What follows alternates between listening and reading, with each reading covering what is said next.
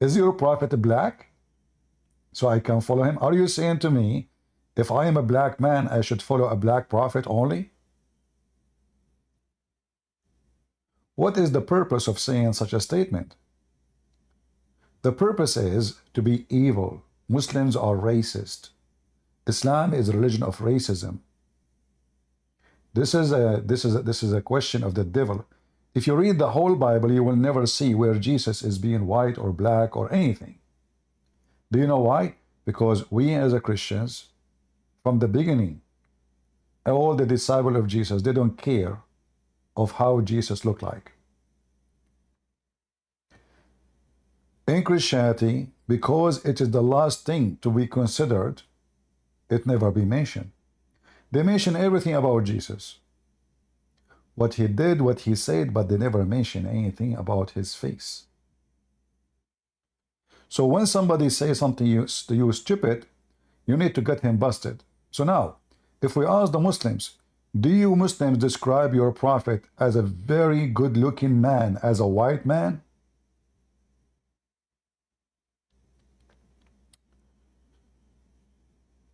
Or do you accept, let us say by mistake, how about the black Ethiopian? They are Israeli Jews.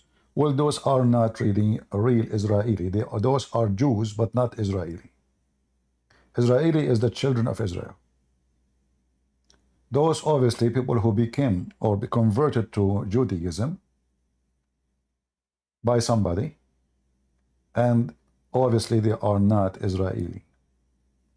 Israeli is the children of a man, even the Quran confirmed that, the children of a man, he was called Israel. And Israel is the son of a man who is not a black. So if you want to be logical, you know, you better be, if you want to be Abdul, welcome, you know, you can be Abdul. Abdul, he can say whatever he wants. I saw in Philippines a church, they call themselves Messianic Jews, but you are a Filipino. How you can be Messianic Jews? Are you a Jew who become a Christian? How, and you know, you can be Christian from all nations, but you cannot be an Israeli from all nations.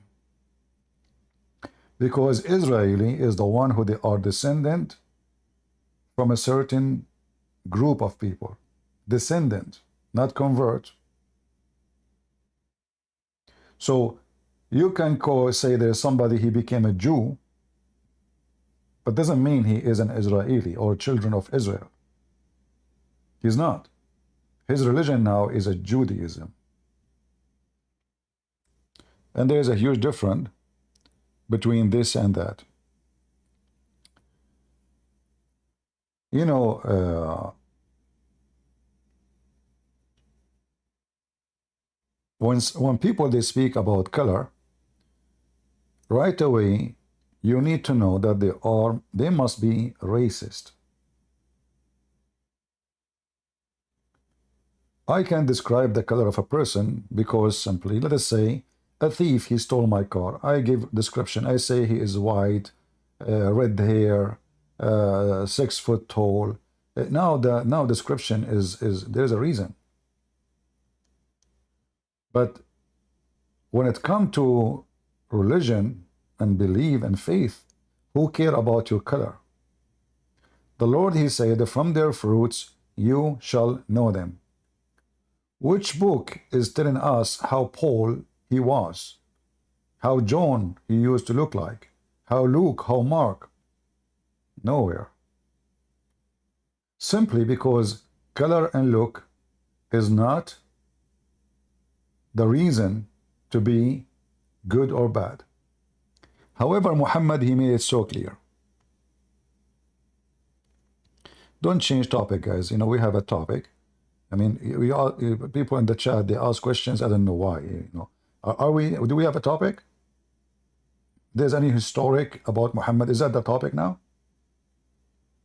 Focus with me, please. Let us be adult. So now, can you be a prophet in Islam and you are not good looking? And later we will find out what is good looking mean in Islam. Any Muslim can answer us? Can you be a prophet in Islam and you are not good looking? Any Muslim want to help us?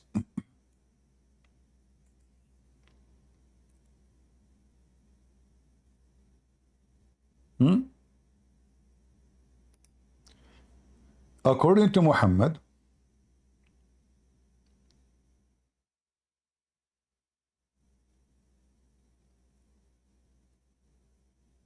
a prophet of Allah, he cannot be a prophet unless he is good looking and have a nice voice. Is that correct, Muslims?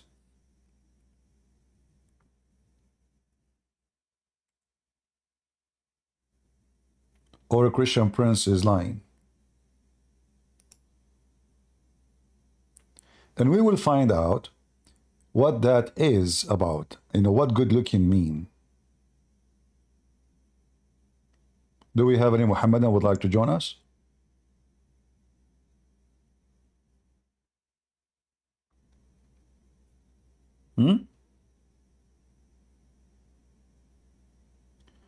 Muhammad, he said, and this is Sahih Hadith, that Allah never sent a messenger except he is sexy and you know it.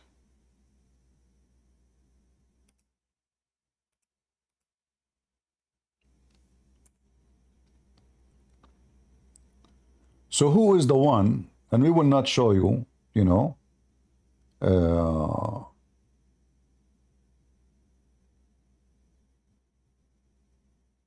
our own statement.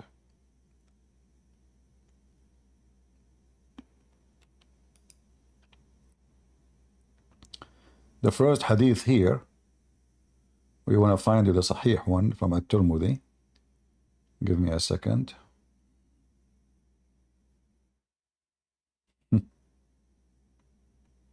You have to be good looking and you have to have a nice voice. I don't know if I'm qualified to be a prophet now.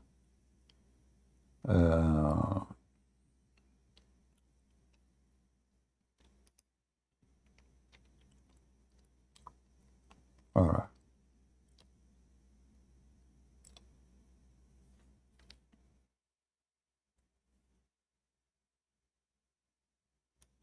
In fact, the funny is, the Muslims in their website, they say this hadith is da'if, but you will come find it in their videos describing how Allah, he never sent a messenger except he is a good looking.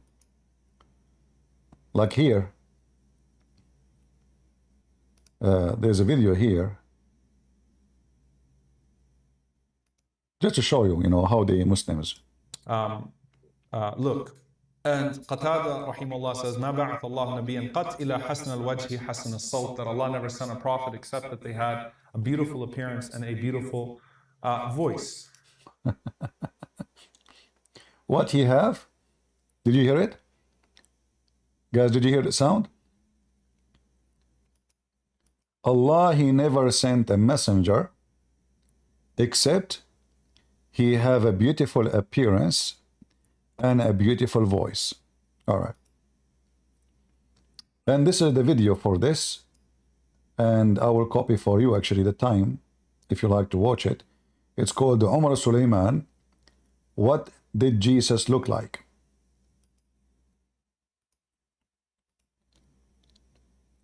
All right.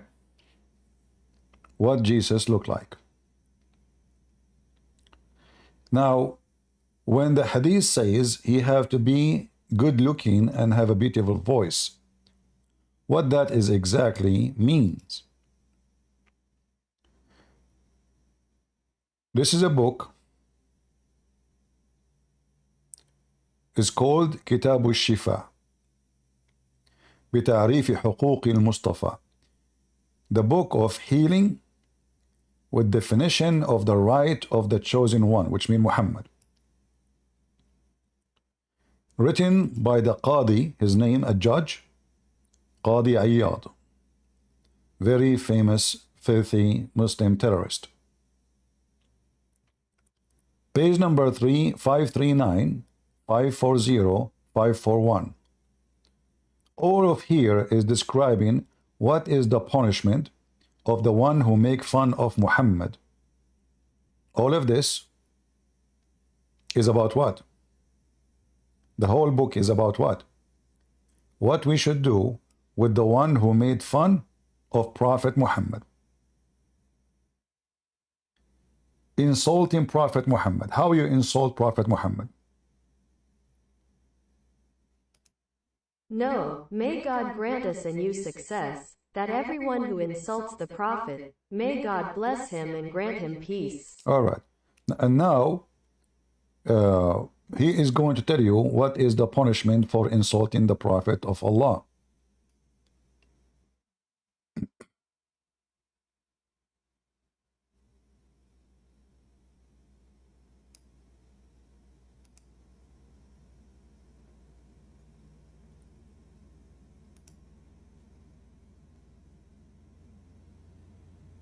Or disrespecting him, or belittling him, or looking down upon him, and disgrace him, he is a slanderer, and the ruling on him is the ruling on a slanderer. He is killed as we explain, and we do not exclude a chapter from the chapters of this chapter for this purpose, and we do not consider any statement or innuendo in it. The same applies to anyone who curses him or supplicates against him, or wishes harm to him, or attributes to him something that does not befit his position in the way of slander, or tampers with his dear side through foolish speech, abandonment, reprehensible speech, and falsehood, or reproaches him for any of the calamities and ordeals that befell him, or... All right. So if a person he insults Prophet Muhammad, he must be killed. And now he is listing a description of an insult. We go down here, we will see he said the following. If someone he said that the Prophet is a black, he must be killed.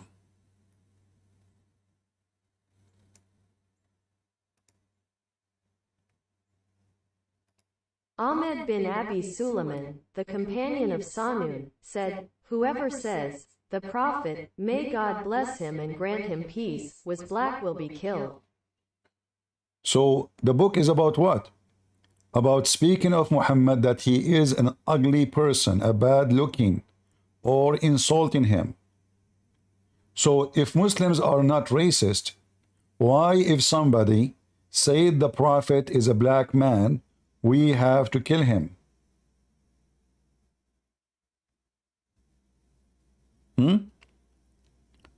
Why if somebody said the Prophet was a black man, we have to kill him? Based on this, all the nation of Islam in America, and they are actually a racist group, all of us we knew that, based on the Quran, based on the Muslim belief, the true Muslim belief, all those who say the Prophet was a black must be killed.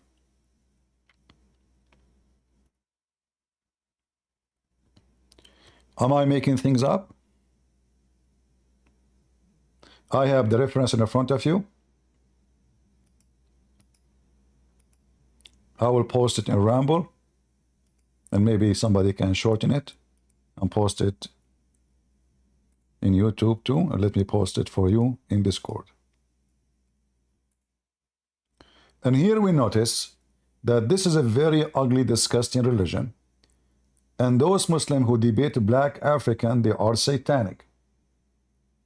They claim that the Christians are the one who worship white God, but as you see, no Christian mention ever if Jesus was black or white, because simply, who care? But it is in their religion, if you speak bad things about the Prophet, bad things, look, I'm not the one saying that. Read, even the line after it says,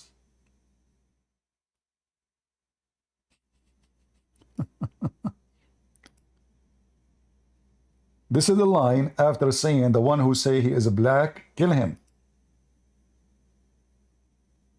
No, by the right of the messenger of God.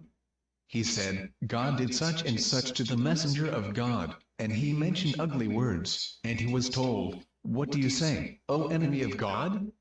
He said it more severely than his first words. Then he said, I only wanted the scorpion by the messenger of God. Ibn Abi Sulaiman said to the one who asked him, bear witness against him, and I am your partner in killing him, and the reward for that. Yeah, the translation is not too much accurate. Anyway, so what it's saying, that the one who say bad language about the Prophet, he just mentioned that if a man, he says the Prophet is black, if a person, he say the bad language about the Prophet, describe him as a qabih, which means very ugly. What? So saying that Muhammad is a black man, according to the Muslims, deserve to be slaughtered because you describe him as an ugly person.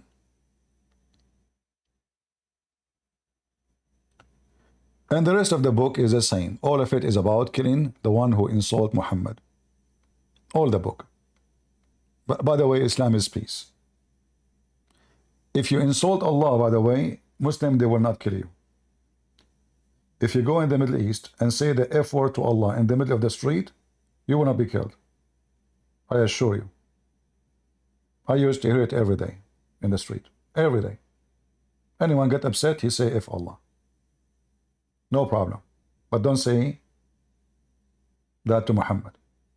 For their God is the white man Muhammad. Now, if we go and check the descendant of Prophet Muhammad, look at the name of the video.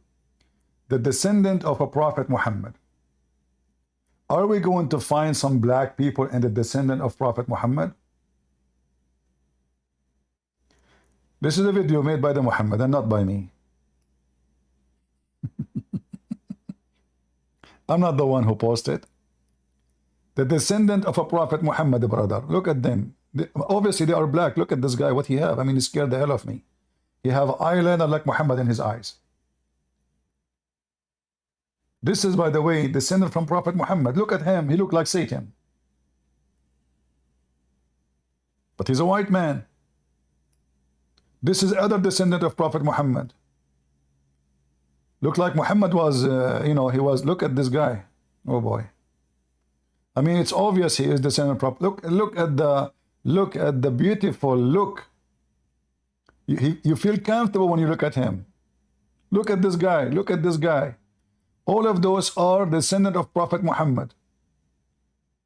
And the funny is, each one of them in different country. They never met each other. They don't speak the same language. Look like Muhammad when he ejaculate, his sperm come like fountain of Allah and splash everywhere. And whoever woman, she have her legs open, he have a baby. But yet he have 18 wives. He could not make one of them have a son. So how they are descended from Prophet Muhammad?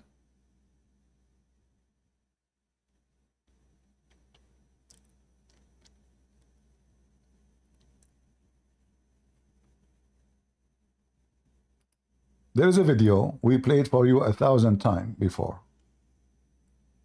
It's called Description of a Prophet Muhammad.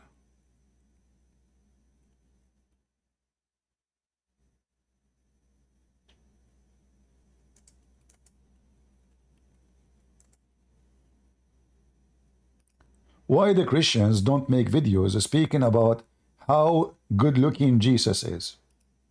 Anyone knows? Throw that bull. Why Christians don't make videos? Why we don't have books written about how good looking Jesus is? Why only Muslims? They have books, they have stories, they have hadith, and they are proud about it. How Allah Prophet look like? Why it's so important, his whiteness?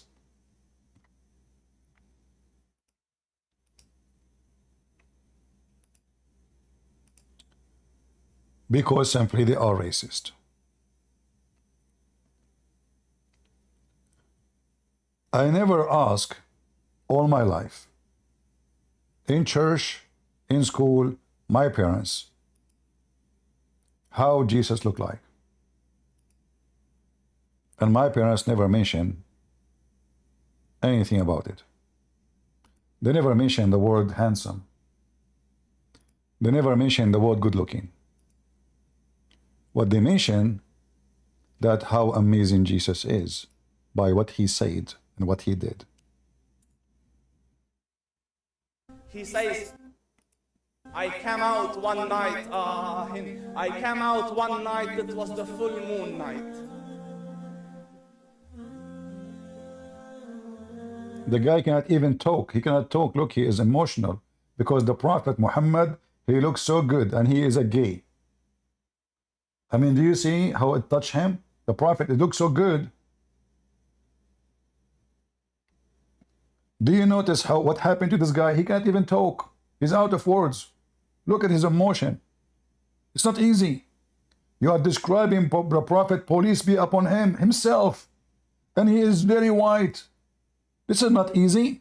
He says, I came out one night, I came out one night, it was the full moon night. He's out of words. And I looked at the Oh, boy. moon, and in the desert, understand, Emotional. the moon is an awesome sight. It is smooth, it is radiant, it is clear, it is gentle compared to the scorching sun at which they are used to. So the moon was the epitome of beauty. So he says, I came out at a full moon night and I looked at the moon and I saw it, beautiful, handsome. So I said, let me go see if the moon is more handsome or my prophet is more handsome. Let me Who's going to win? We know. I mean, if the face of Muhammad is so this like this, hey, Mr. Gay, how about the ass of your prophet? I mean, if they are not a gay society, why they are? What is this about? The guy, he's going to cry. Did you see he's out of words? He don't know what to say. He's almost crying. He's describing the face of Allah Prophet. So what he would do if he described his ass? I'm sure his ass is more smooth than his face and more radiant too. see if that is more beautiful or the prophet is more beautiful. Beautiful, beautiful. I'm the one who said the word beautiful? The Muslim, he want to see which one is more beautiful, the moon or Allah Messenger. Now remember, if Allah Messenger was black, you will not be able to see him in the dark night. You will not be able to describe his face in the dark night. But because Muhammad is so white, so now we compare him to the white moon. And he is more sexy. I mean, do you see how silly, how disgusting they are? They come to you and they say, because you are an African, you worship a white man. What if Jesus was a black man? Is that my problem? What is the problem exactly? You filthy scumbags. You hate Jesus, that's all. And you know, they come to the black person and say, do you know what the white people did to you? Like here we have an article, it says, how racism rushed me away from Christianity. So this is a stupid convert.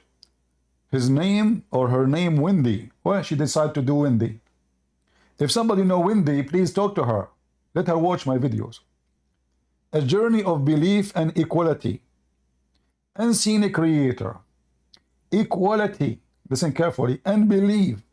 This is not true. In Islam, there's no belief and there's no equality. Because Islam is based on destiny.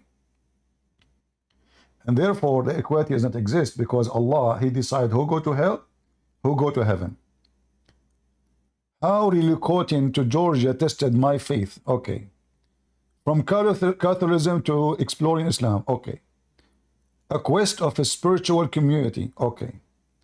Painful rejections at the church doorstep. Why they rejected you? We need to know.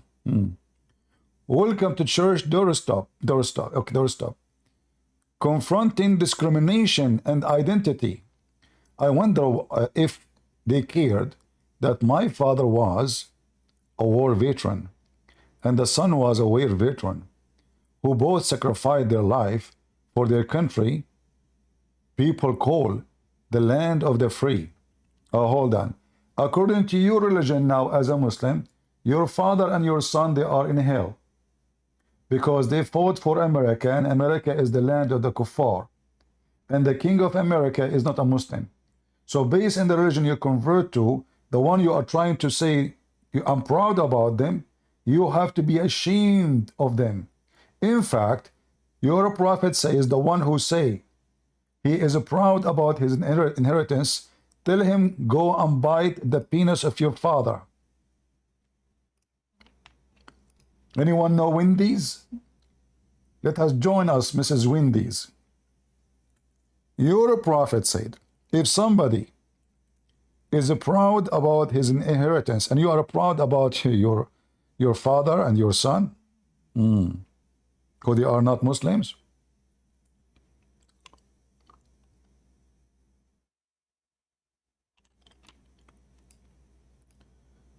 let us see if we can find the hadith.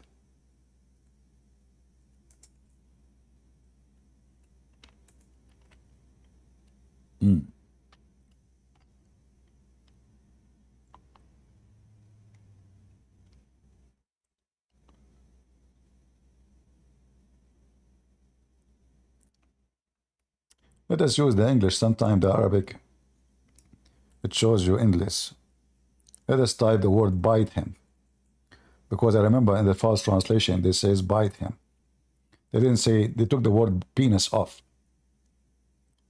Bite him.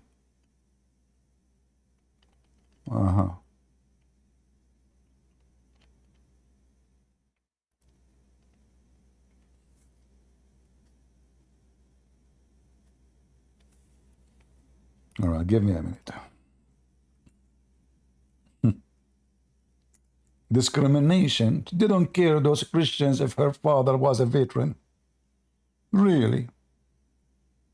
The Muslim, they respect you because your father was a veteran? He was killing Muslims in Iraq? Or in Pakistan?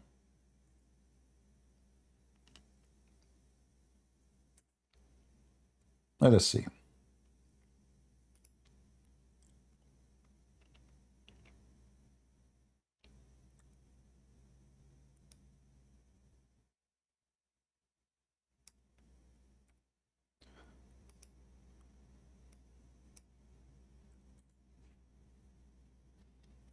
Here we go. And look at the first translation.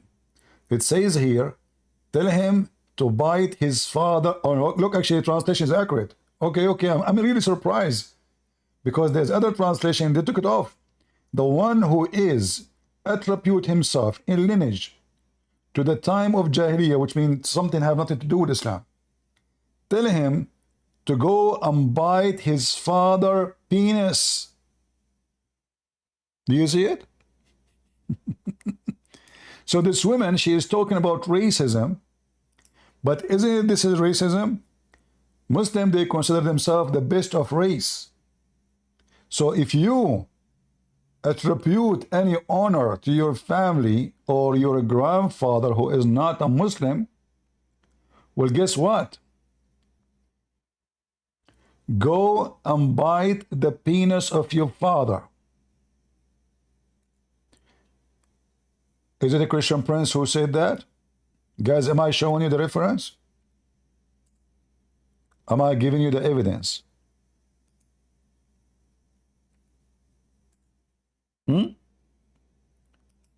Is my screen clear?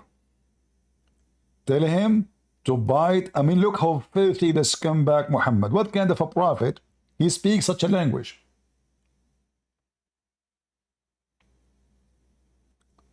What kind of a prophet? He speak such a language.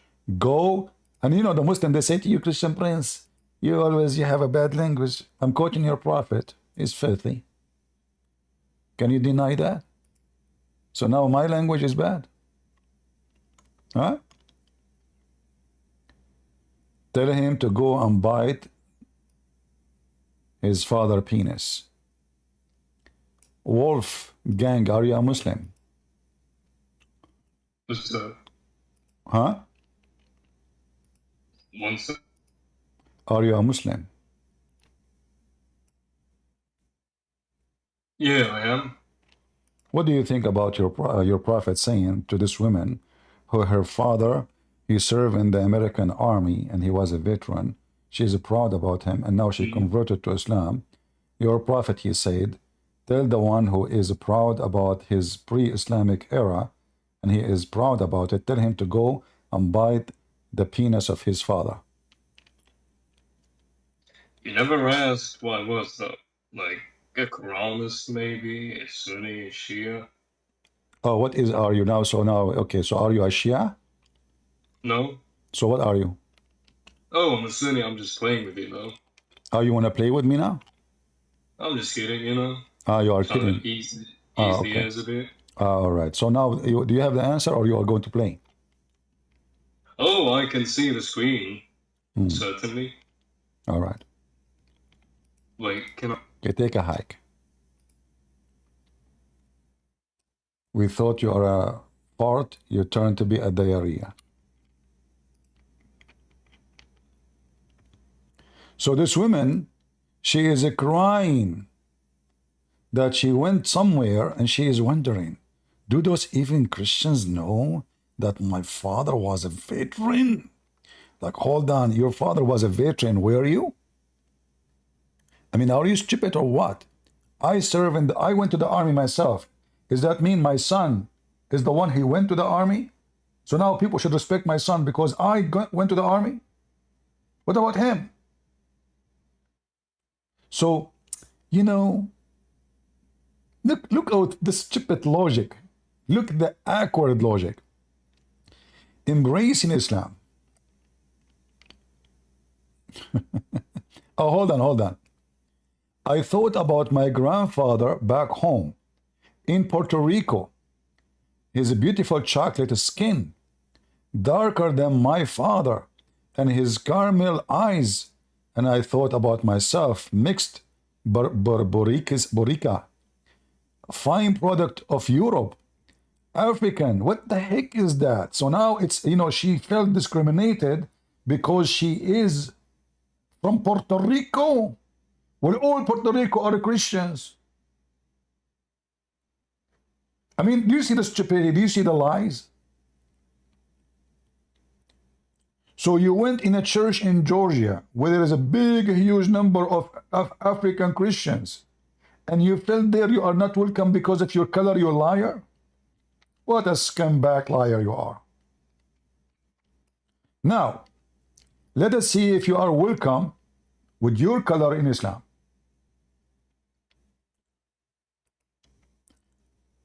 According to your prophet,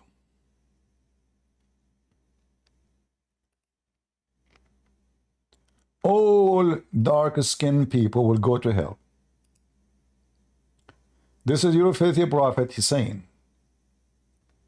And this is a Sahih hadith. Look, in Arabic here it says, it is Sahih and all the reference is very accurate. Sahih. The ruling is what? Sahih. Sahih al-Albani, ruling, its chain of transmission is good. Yeah, the transmission of the car. So this is a very authentic hadith. Abu Darda reported, Allah Messenger saying, Allah created Adam when he created him, and he struck his right shoulder and brought forth his offspring, white like small ants. And he struck the left shoulder, and he brought forth the offspring, his offspring, black as though they were charcoal. And then he said to the party from the right side, which means the white, you go to paradise and I don't care. And he said to the party from the left shoulder, which means the black, you go to hell and I don't care.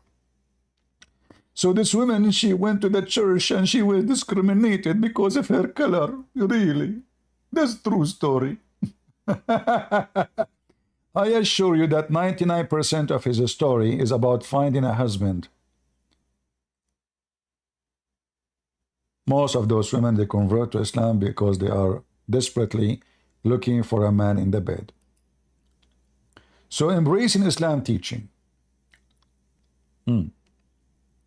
My father decided what we should visit a black church. as racist has suggested. Ah, racist suggest that? Oh. I was hesitant, already convinced as I had before that the church was not for me. Aside from the aspect of doctrine that I disagree with, like which one? I also believe that there were some, you can read, okay? Practice within Christians. I never understood why Christians allow descriptions of God, Mary, the visitation of God, Mary, Jesus, other prophet, when the Bible, the worship of idols was forbidden. And here you see another lie. If somebody in a church, he have a picture, if he is worshiping the picture, that is idolatry. And as she said, nowhere in the Bible it says we can do worship images. So what does this have to do with Christianity? So if there is a certain church, they have images, but even those, they don't worship the image. However, the Bible say nowhere that this is allowed. You can go to a church where nobody have pictures, if this is your problem. And you, if you want to be Christian, you follow the Bible, not a Christian group. Because a Christian group, the teacher can be a false teacher like your prophet. He can hijack the church as a business. He can be even a child molester like Muhammad. So Christianity is not a priest. Christianity is not even me. Who am I? Nobody. Christianity is a Christ. And as long as you know the Bible forbids, so what's your problem? Follow the Bible. Are you looking for a community where you can social, or you are looking for God where you can be saved?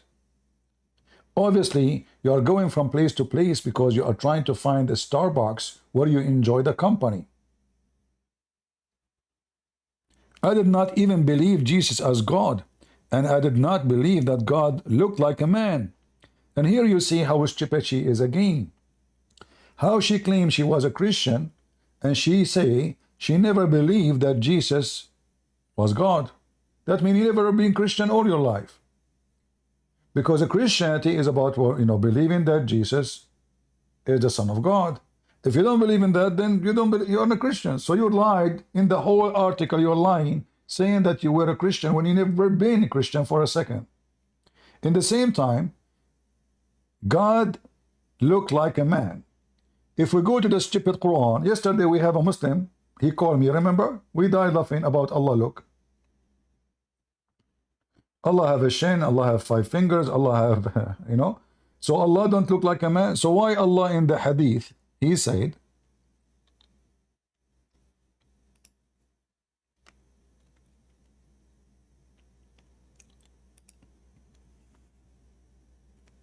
Allah created Adam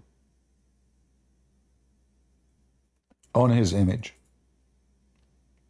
And this is a quotation Muhammad, he took from the Old Testament.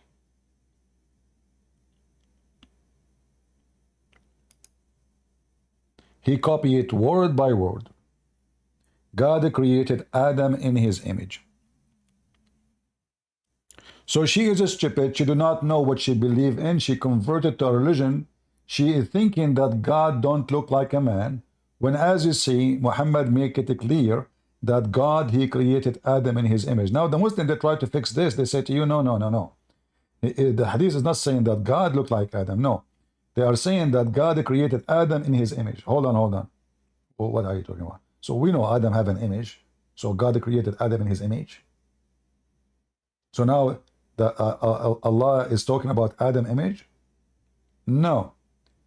Allah created Adam in his image. Do you see even the word his? Even the Muslim translation, they make it his because big capital letter, because it goes back to Allah. Do you see it? And this is why Muhammad, he forbid the Muslims from beating a man in his face. Why? because the face of Adam is the same face of Allah. And here you see the stupidity of Muhammad. I mean, doesn't make a difference really if you beat his ass or his face. What if his face looked like the face of Allah? Then his ass looked like the ass of Allah too.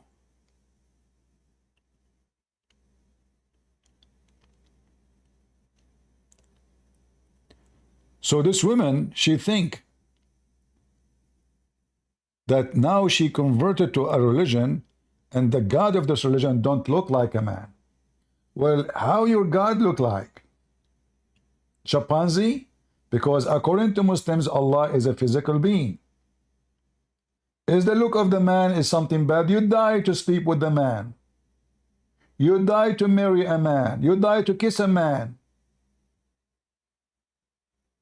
And now the man does not look good to you?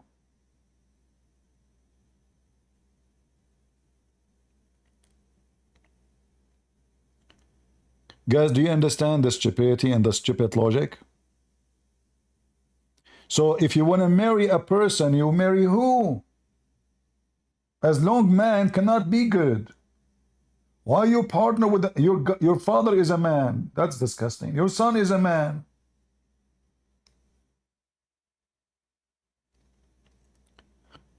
Either being man is something bad or being man is something good. Which one? Your prophet Muhammad was a man. But hold on.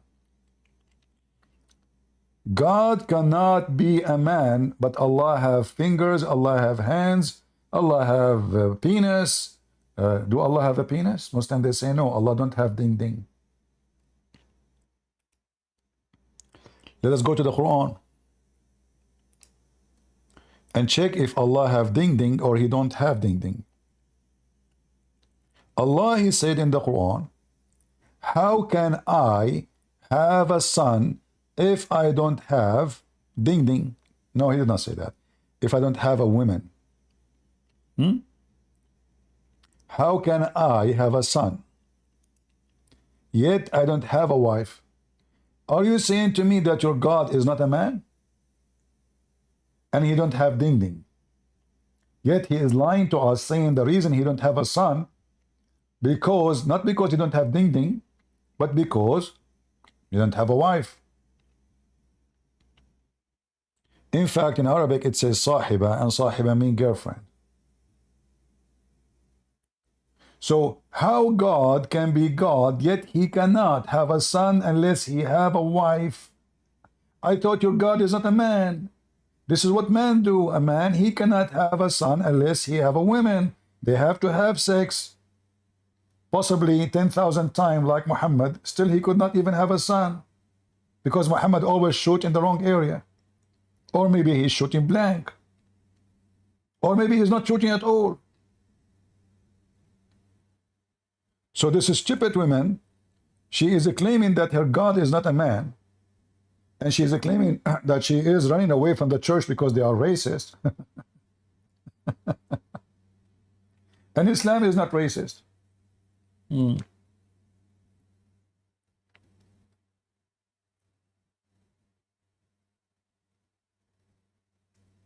Muhammad is anti-racism. This is why Muhammad describes Shaitan that he is a black man. The most person Allah he hates is what?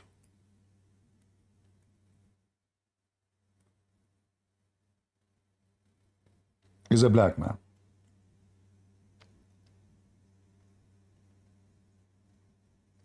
The most person Allah he hates is a black man.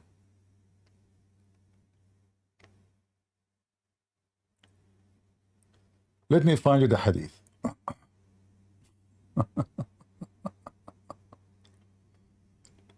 I mean, it's a coincidence, by the way. Prophet, you don't mean the black anything, you know. I mean, it's a coincidence that he is a black man. The person who Allah hate most. I'm just trying to find you the hadith. Huh.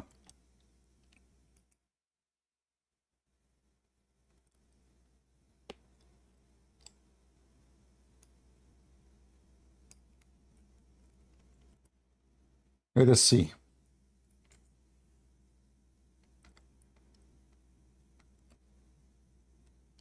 Already I found one, but I want to find the one.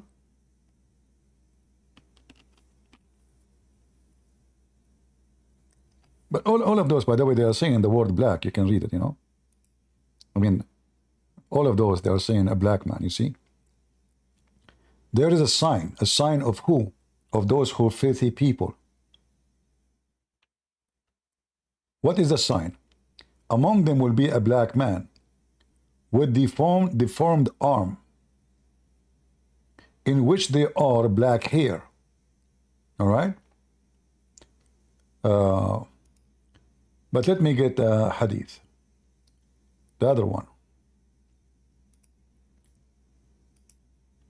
Where it says the most person Allah He hate is the one who is a black man.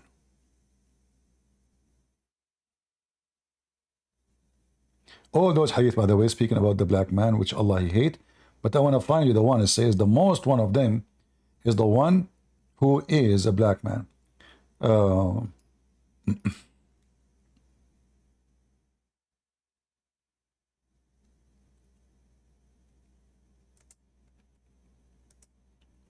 Let us see.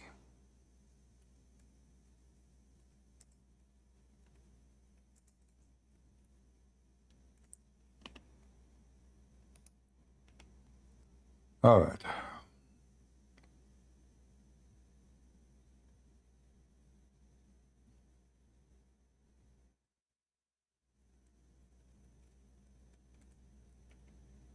I don't like to mention something without giving reference to it.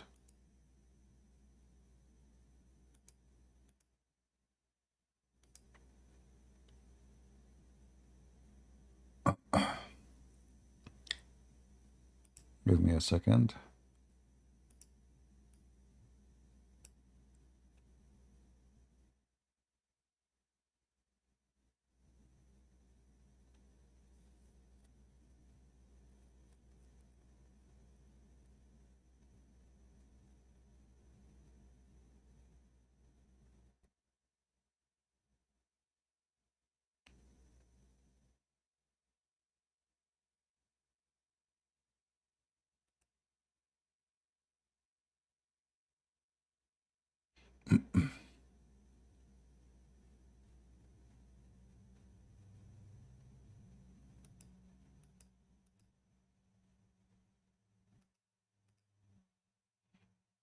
You see, people, they save reference.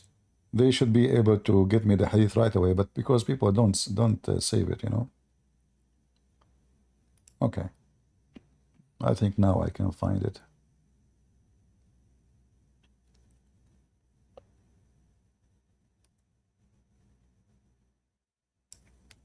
We always share reference, we post links, but nobody save as usual, you know.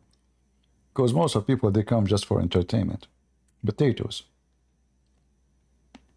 You know what potatoes mean? Potatoes. This is the hadith. The most person Allah He hate in His creation. The most person Allah He hate in His creation, among all the creation of Allah, is a black man. Do you see it? Why the most evil in Islam is a black man? And this is Sahih Muslim, hadith number 1066G. This means 1066 gram.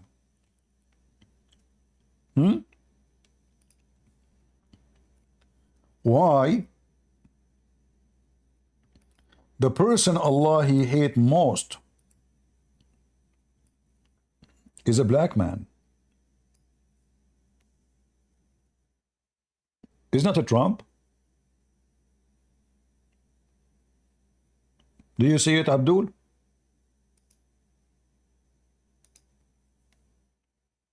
And here, by the way, you need to ask yourself, why it's too much? I mean, this is the description we have now, just a black man?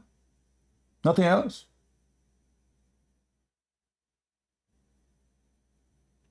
That's it? And the reason Muhammad he said that, because those Arab are white, so none of you, don't worry.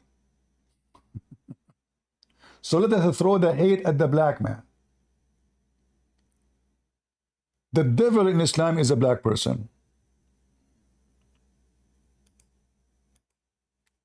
I'm posting links, you can save it if you care.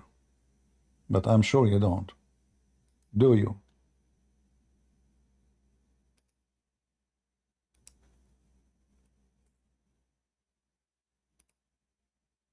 As we said, from their fruits you shall know them.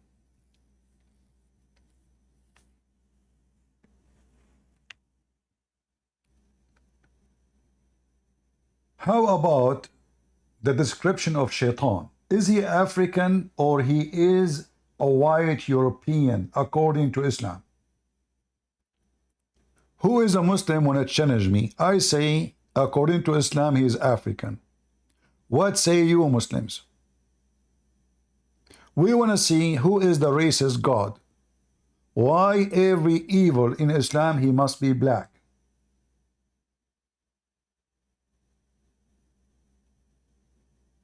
Any Muhammadan?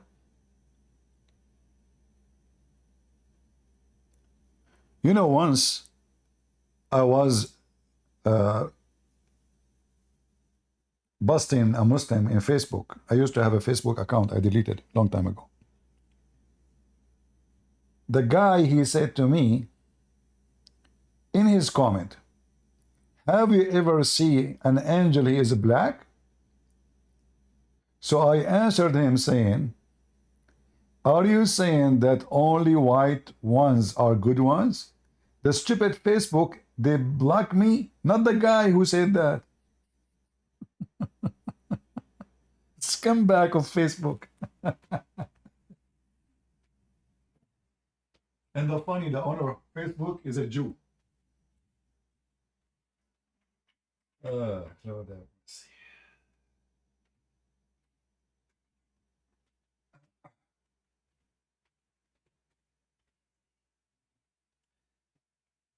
All right. So Facebook consider me the racist, not the Muslim. Because I said to him, what's wrong with being black? The scumbags. Yeah. So listen, Muslims, is it true that the one who will destroy the Kaaba is a black man too? And that is Shaitan. And he is Ethiopian?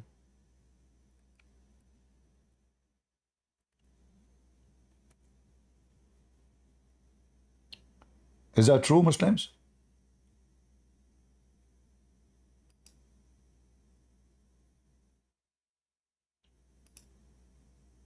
Huh? What happened? Do we have any Abdul here in the bushes? Is it true that the one who is going to destroy the Kaaba, the most evil, Satan himself, is a black man? Yes or no? Any Muslim want to help us?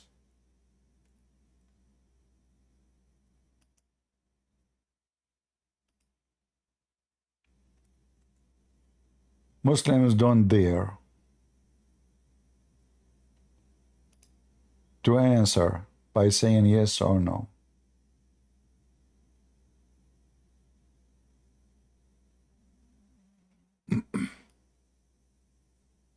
Any Abdul? Why the one who will destroy the Kaaba of Allah is a black man? And not to forget, by the way, Islam is extremely racist even about stones. According to Muhammad, the black stone was white like milk, but the sin of mankind made it black. So what sin do? When Allah he sent the black stone down to earth,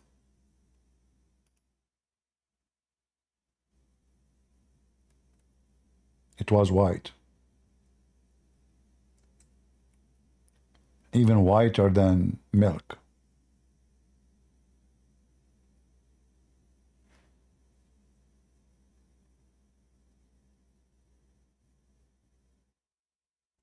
But then the sin of mankind made it black. What sin do? Make you black. Is that true, Muslims? Why the black stone turned to be black because of sin? What about the blue? What about this black stone was black and then became white because of sin?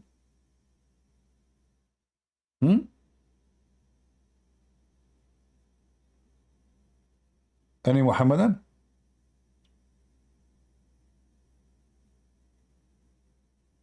Any Abdul?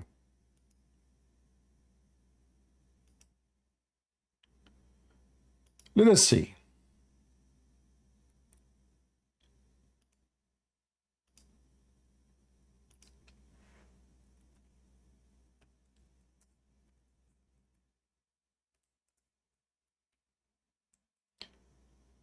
This is a very clear evidence, by the way, that in Islam, your sin make you black.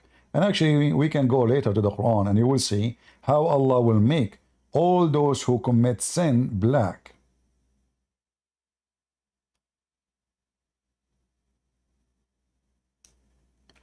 But let us see one by one.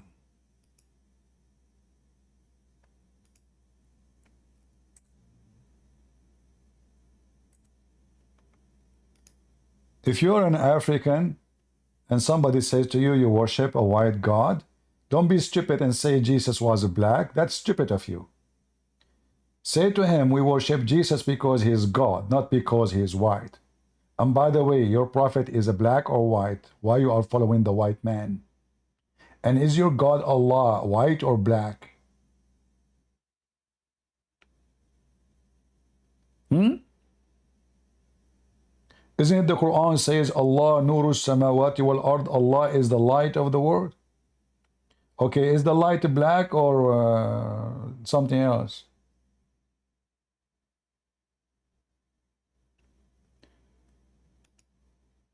This is Muhammad saying the black stone was whiter than milk, and then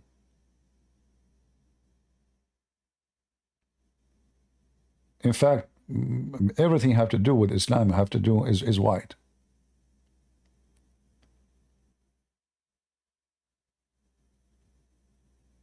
But let's go with this one first. Allah Messenger said, the black stone descended from paradise, and it was more white than milk. And then it was blackened by the sin of the children of Adam.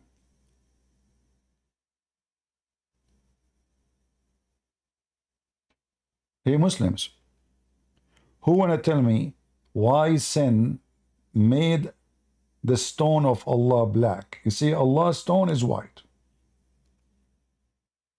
Sin make it black. So why black people became black according to Muslims? I guess you know the answer by now. Let us continue. We are not done. If we go to the Quran, we will find tons of reference about black and white. Which one we should start with? Let me think. Not sure really.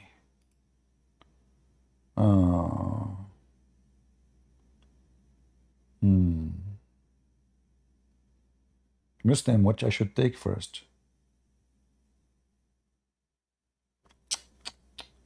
I'm going to find in the Quran something will prove a Christian prince wrong. Yeah. Okay.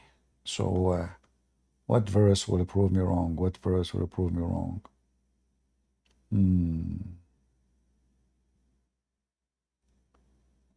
I think there's many verses in the Quran can prove Christian prince wrong. Yeah. Let us see some.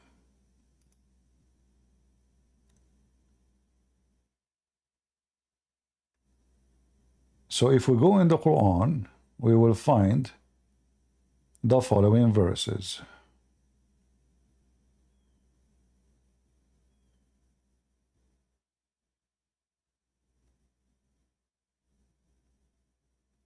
start with this one.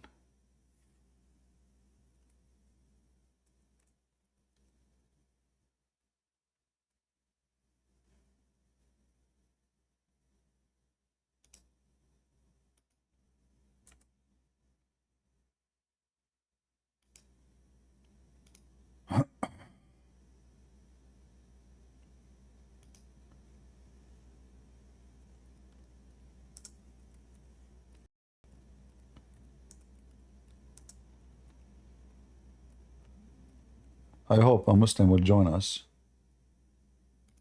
so we can laugh together. Let us take some of those verses.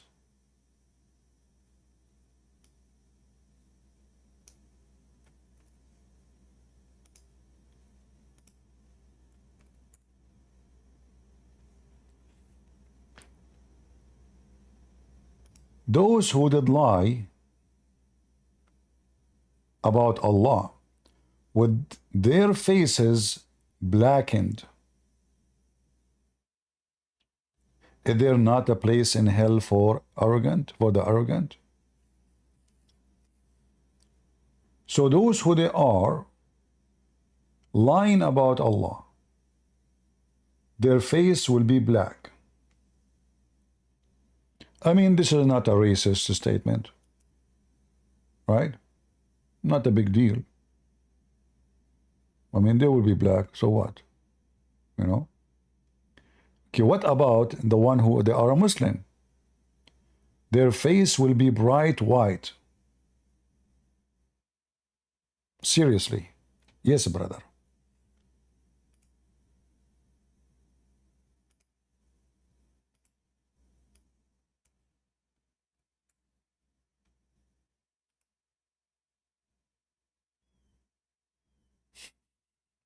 Do you see it? You can read the interpretation for this and you will see what we are talking about.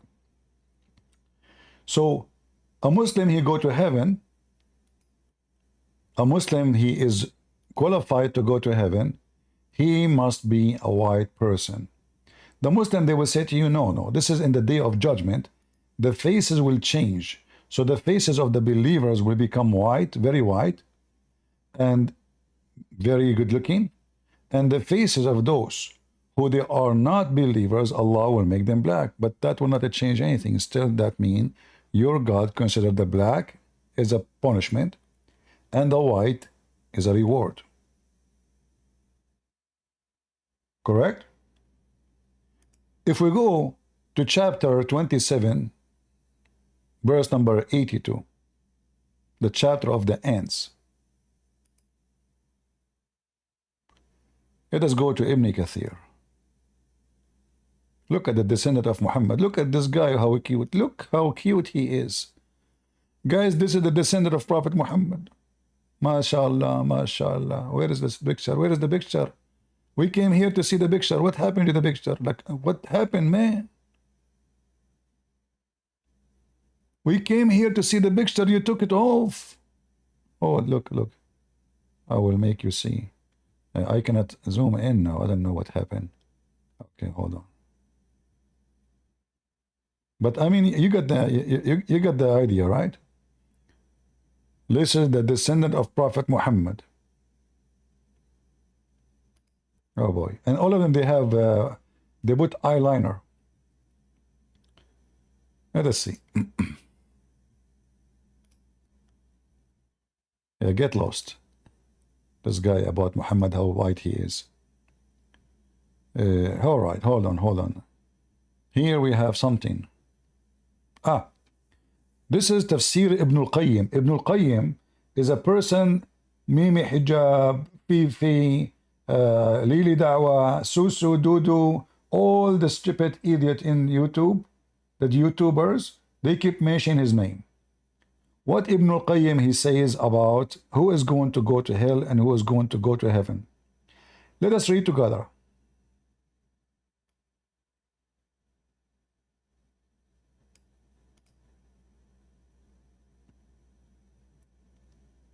Again, this is Ibn al-Qayyim. You see, if I translate the whole page, actually, I can do that. Let me show you.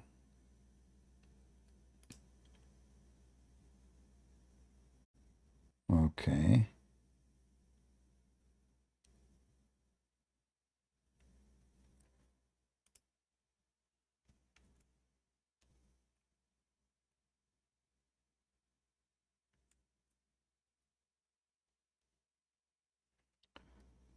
All right, this website here will have a problem with the translation, but it's okay.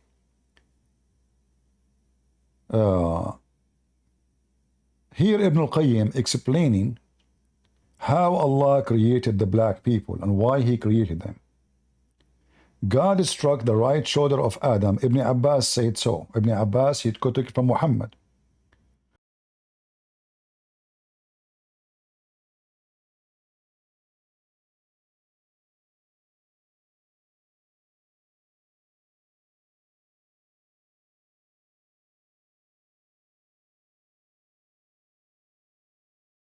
That he struck Adam in his right shoulder.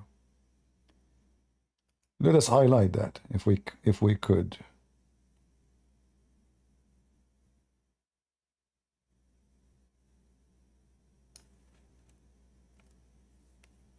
So Allah struck his right shoulder, and every soul created for paradise came out white and pure.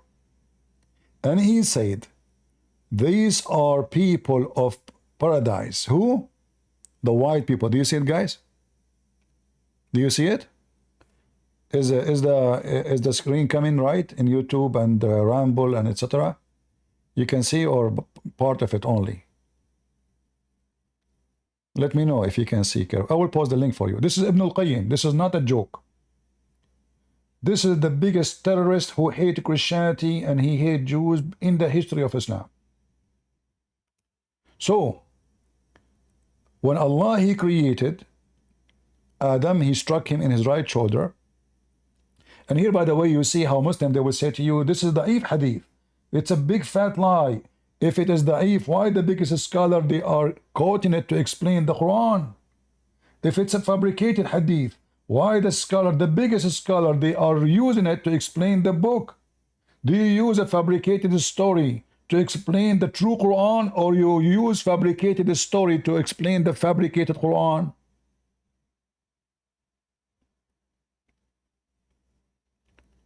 Who won the link? Anyone want the link? Well, let us see who care. We post it in Rumble first. We post it in YouTube. Again, by the way, not knowing Arabic is not an excuse. Thank God now you have, I mean, when you click, you can translate the whole page. Long time ago, in order to go live like now, it was really horrible. I can't even go live. In fact, I was trying even to rent a satellite, imagine, and the cost is $20,000 a month. And not to mention the equipment which you need to use for coding. Not like now, like it's just a computer and software and internet. Things is way, way, way easier. Today you can take a screenshot, you can translate in 2 seconds for free. In the old days, I used to show everything in Arabic. In fact, the Iranian TV, you see those terrorists in Iran? They choose a video from all the videos of the internet to fight Islamophobia. And guess who? It was the video. It was my video. Somebody sent me the link long time ago. Said, Christian Prince, we just saw one of your videos in their TV. And they were talking the whole program about Islamophobia. Supposedly we are the one who have a phobia. They have phobia from black color. They have phobia from music. They have phobia from the Bible. They have phobia from the Jews. They have phobia from women. They have phobia from everything. Chess, even agriculture equipment is haram in Islam. And we are the one who have a phobia.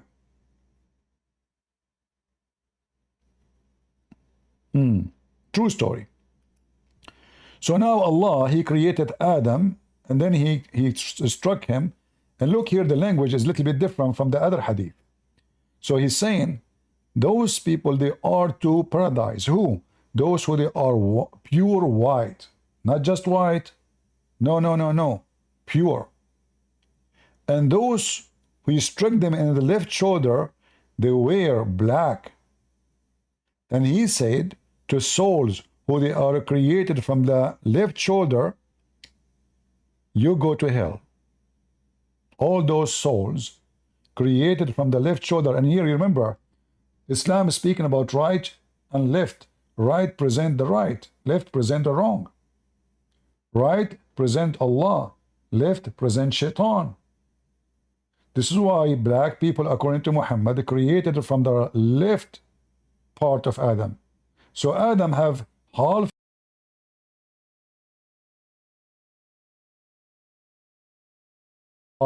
wrong, and this is the case for every human being, according to Muhammad. Your left is the wrong side of you. Your right is the right side of you. And this is why Allah, He have two hands on His right shoulder. Let us highlight that if we could.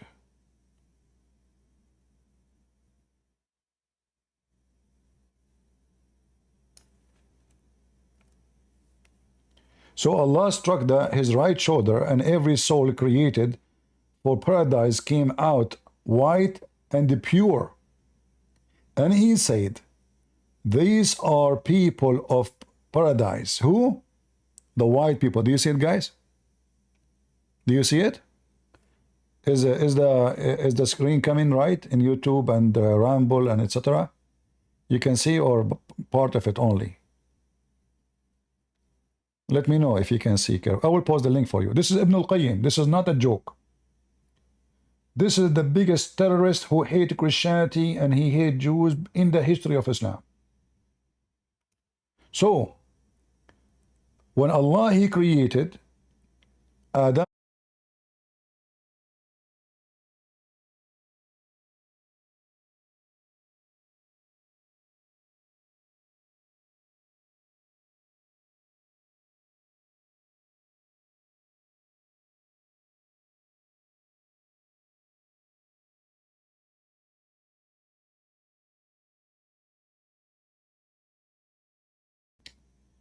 you go to hell. All those souls, Adam, He struck him in his right shoulder. And here, by the way, you see how Muslim, they will say to you, this is da'if hadith. It's a big fat lie. If it is da'if, why the biggest scholar, they are quoting it to explain the Quran?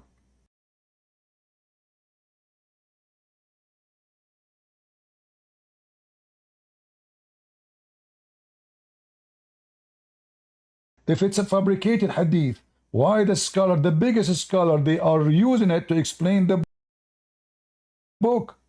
Do you use a fabricated story to explain the true Quran, or you use fabricated story to explain the fabricated Quran?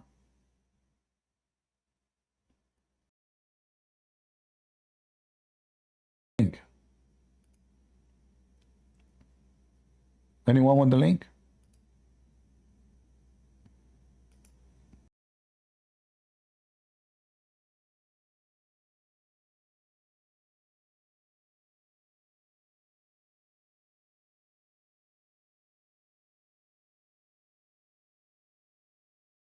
Not knowing Arabic is not an excuse. Thank God now you have, I mean, when you click, you can translate the whole page. Long time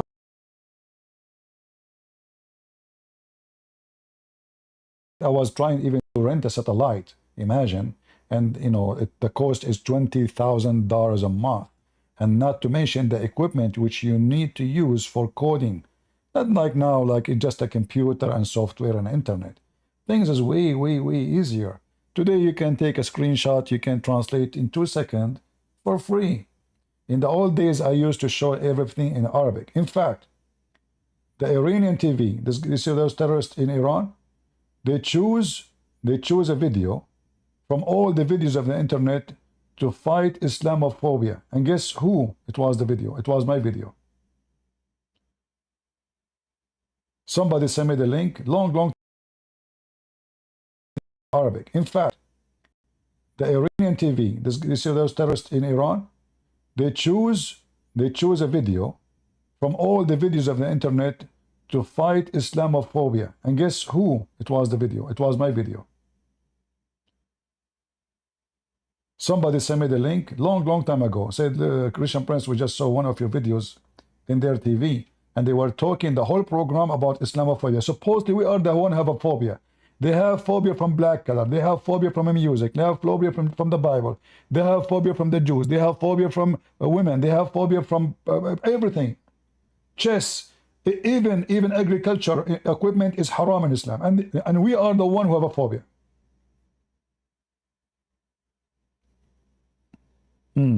True story. So now Allah, He created Adam, and then he struck him. And look here, the language is a little bit different from the other hadith. So he's saying, those people, they are to paradise. Who? Those who they are pure white. Not just white. No. Pure. And those who struck them in the left shoulder, they wear black. And he said, to souls who they are created from the left shoulder, you go to hell. All those souls created from the left shoulder. And here you remember, Islam is speaking about right and left. Right present the right, left present the wrong. Right present Allah, left present shaitan. This is why black people, according to Muhammad, created from the left part of Adam. So Adam have half good, half wrong. And this is the case for every human being, according to Muhammad. Your left is the wrong side of you. Your right is the right side of you. And this is why Allah, He have two hands, and both of them, they are right. Which is very funny. Imagine there's a God. He have two hands, both of them, they are in the right side of His shoulder. But here, you know, Muhammad is really stupid. Because if the problem is that if Allah have left, He is bad, He have to be all of Him right. But the second you say He have two right hand, that means He have a left. Even if you don't have left hand, still He have left shoulder. To make it simple, if I say the right of the building, that means there is left for the building, correct? Are you with me? In order to say left of something, that means this thing, whatever it is, a chair, anything, it means there's left of it and right of it. So as long as Allah have two right hands, well, that means He have left. He don't have left hands, no problem, but He have left shoulder, He have left of His face.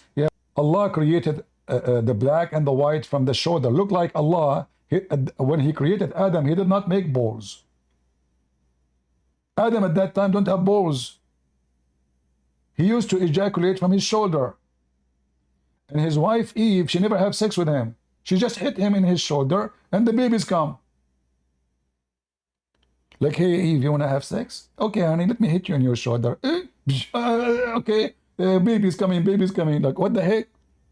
I mean, how stupid the story is that Allah, He hit him in his right shoulder, at least say his right ball. That hurt. That really hurt. So He hit him in his right shoulder. I mean, who in the donkey in the world would believe such a stupid story? You have to be a certified idiot to believe in such a thing. Ding ding. What's wrong with this religion?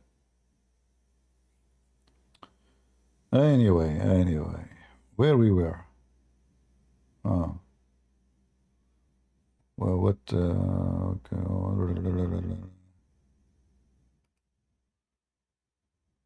We have tons of pages open, so now we cannot even find where we were. You know. Oh, here we go. So, the whole story not only stupid racism, garbage, but it's shown us that Muhammad and his followers, they are, you know, suffering from a very low IQ.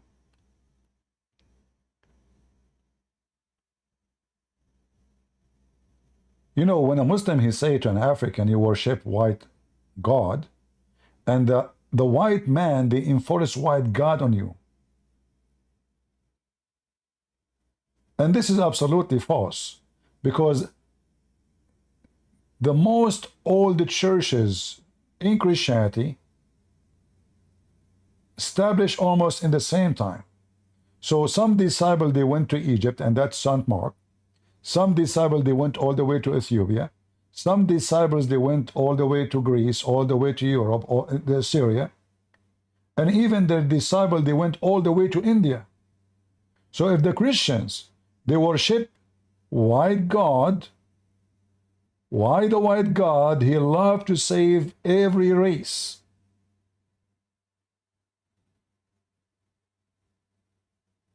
Is that because he is a racist white God, or because he don't care for color?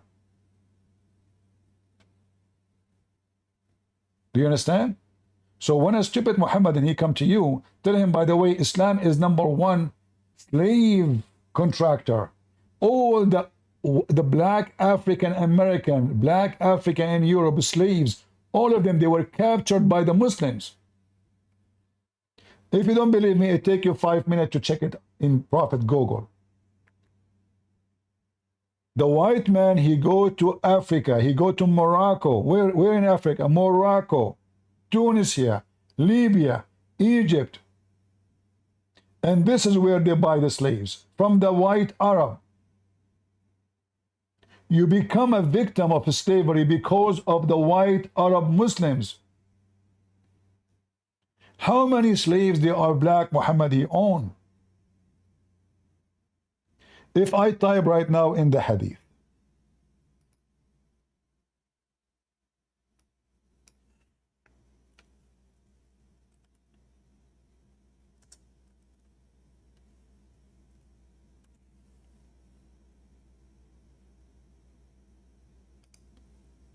what I will find?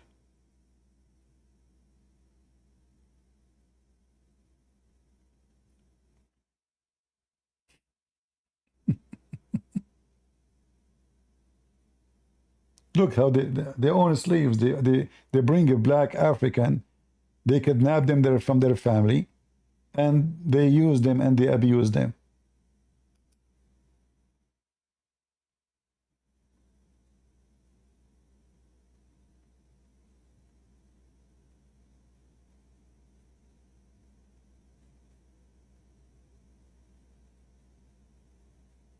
I'm trying just to find you.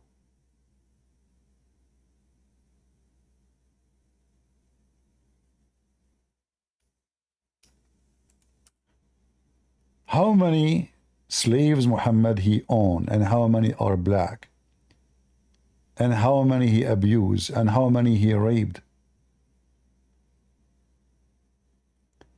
Even the wife of Muhammad, she killed the black woman just because she accused her of doing bewitching. Let me see if I can find you the hadith. Give me a second.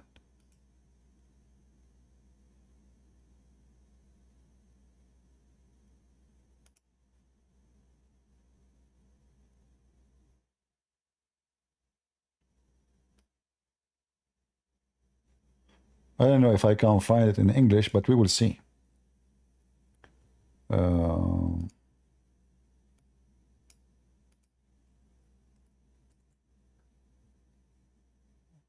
Well, here we go. We found it in English.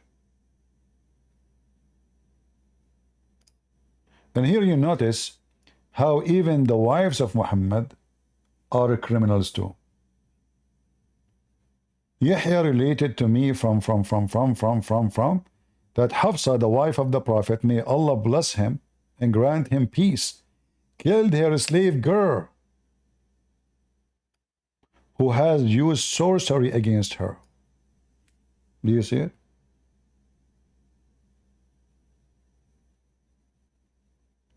Those are the women of the Prophet.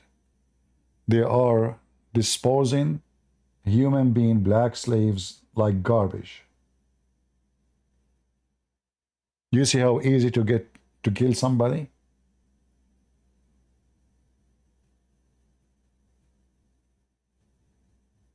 Kill her. Just, I don't want her no more. Just, yeah, kill her, kill her. Okay, we take a sword and we chop her head. The story of the blind man.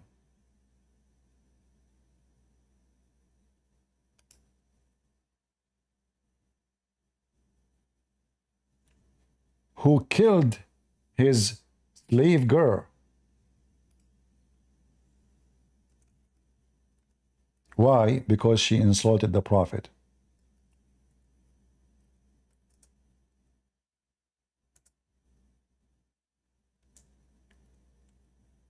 This is telling you how much Islam give. Not only it is a religion of slavery, and they speak supposedly, they claim that they are against it, but they killing slaves as easy as killing a chicken.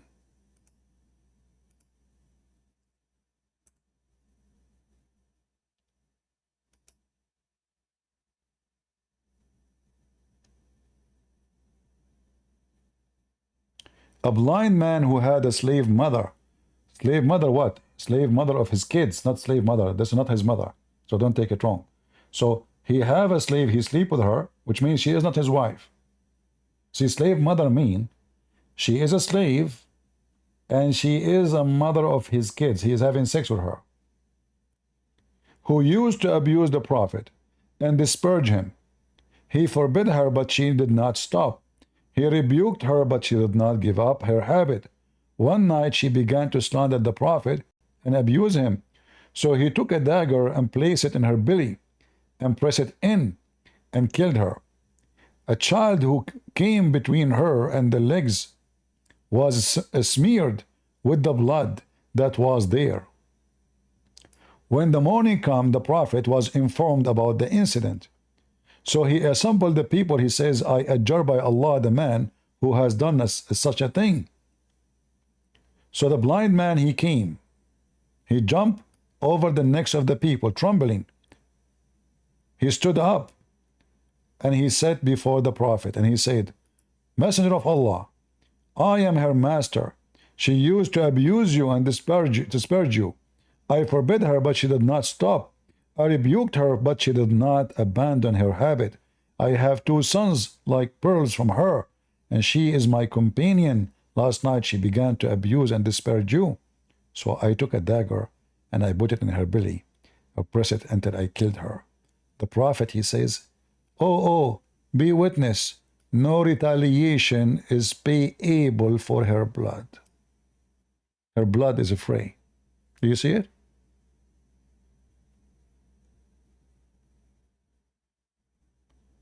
Muhammad did not ask, do you even have witnesses? Okay, she used to insult me. Do you have witnesses that she do that? Just one witness, at least. Never. As long as she is insulting Muhammad, okay, kill her, no problem. Kill her. She's a slave anyway. The Quran make it clear that in the case of murder, white man will be killed if a white man was killed.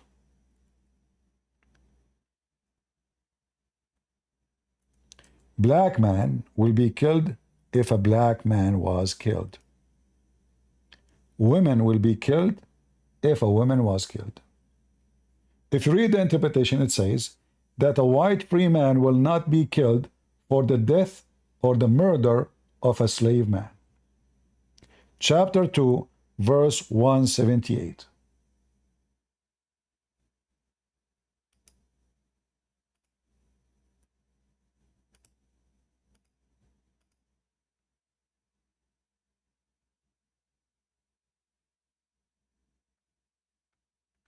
I'm opening the interpretation, so to show you I'm not making things up.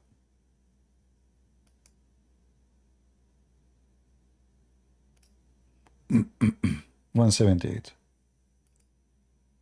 not 180. Sorry. In the matter of murder,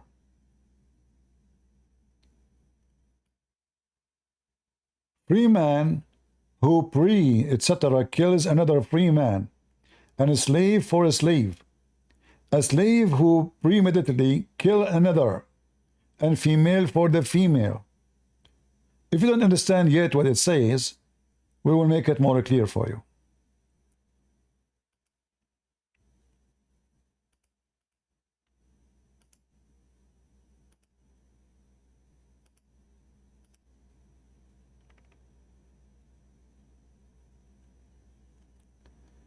Free man is killed for a free man, that is the white Arab man, and not for a slave. Do you see it? And a slave for a slave, and female for female.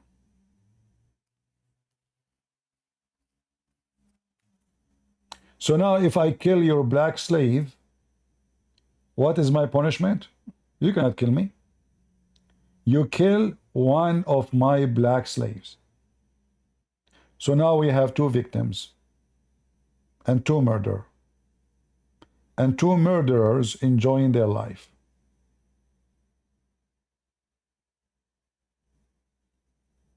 Is that my made interpretation?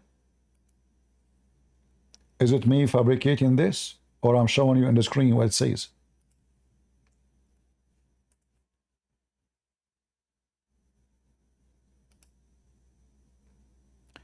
And here, by the way, you see how stupid Muhammad is.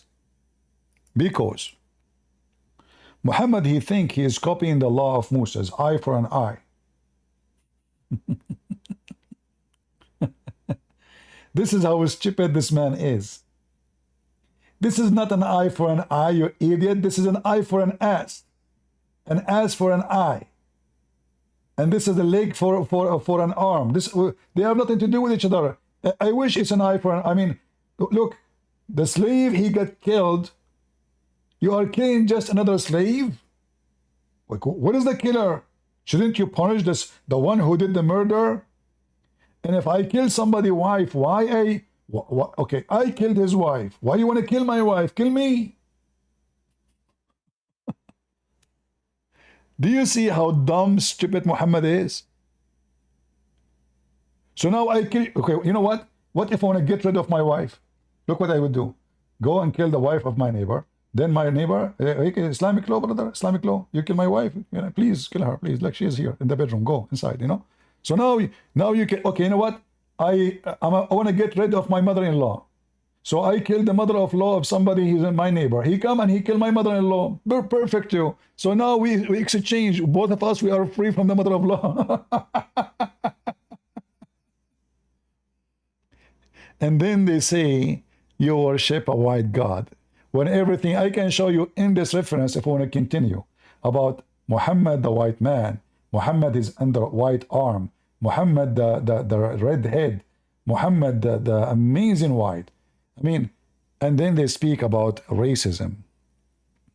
When this is the religion of racism. Did Muhammad marry any black women? Any Muslim? Here we go, black women all over around him.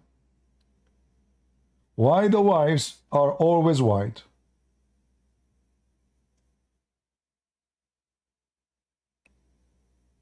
Any Muslim? The Muslim, they mentioned to you Bilal. Bilal was a slave and Muhammad died and still he's a slave.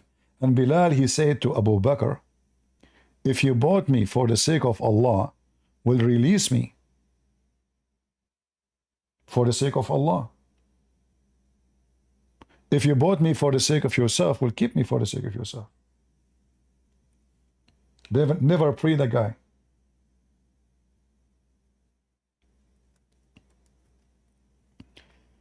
The Muslim, they say to you, do you know that the first one who did the adhan is Bilal? Yeah, because he's a slave. They command him to do the adhan. The white men, they sleep in their bed having sex with their wives, and he is the poor guy. You have to go to the roof. Allahu Akbar, Allahu Akbar. The white man is asleep. Bilal was their alarm system. They say to you, do you know that he is the first one who called for that? Because he's a slave.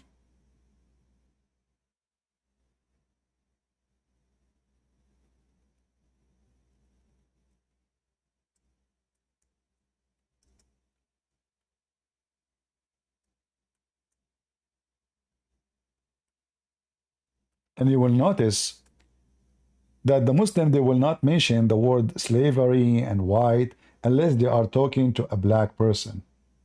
Why you don't go, when you try to promote Islam, why you don't say to a European man, by the way, you worship a white God? Doesn't work there, huh? You see how hypocrite they are? Do you see the satanic method? If white God is a problem, it should be a problem all the time. It shouldn't be a problem for a certain group. It should be a problem for everybody. It's your God who is white. It's your prophet who is white. It's your prophet who make it clear that in the day of judgment, Allah will send a beast. And this beast, his job is to make every Muslim white and every non-Muslim black. Bilal said to Abu Bakr, if you have bought me for yourself, then keep me for yourself. But if you bought me for the sake of, for Allah's sake, then leave me, which means free me. The poor guy, he spent his life a slave, and nobody free him. And they keep mentioning to you, Bilal, why even Muhammad owns slaves if Islam is against slavery? Hey Christians, how many slaves Jesus owned?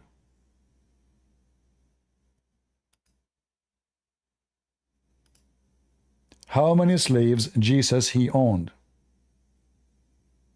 None. Well, he is the white man, supposedly. Muhammad, he owned many black slaves. He bought and he sold slaves. In fact, I can show you a reference. Muhammad, after people freeing slaves, he made them slaves again.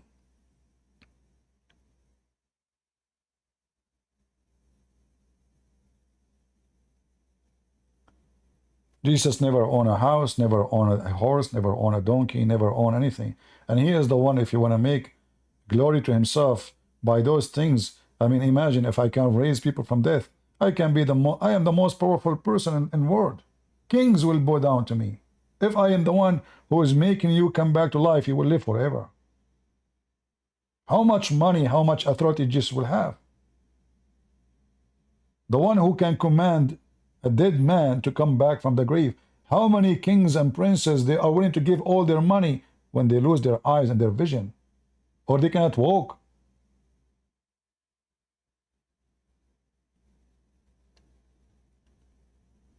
So we Christians, we don't worship the white God, we worship God. And our God is the God of love and ethic, and your God is a scumbag, Muslims.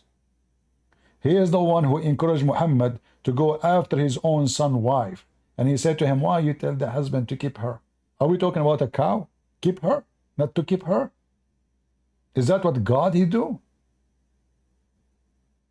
And when the Quran speak about making all non-Muslims black, is that because of the God of the Islam, he is a good God?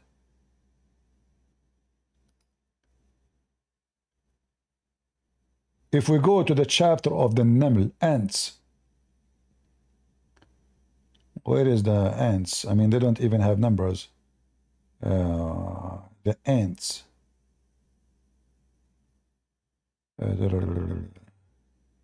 النمل, where is the Naml? Anyway.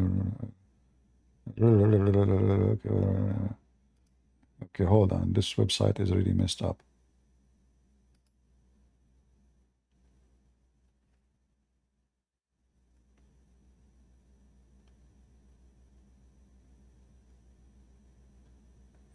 It's 27. Here we go. Look at this.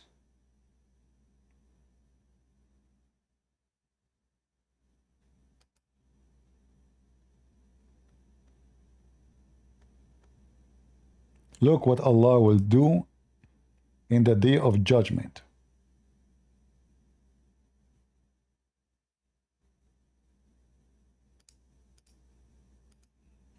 Okay. What's wrong with this website? Nothing will work. Where is the...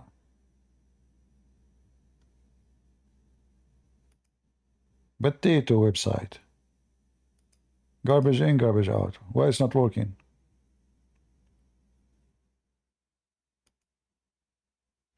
What? Okay, forget, no problem.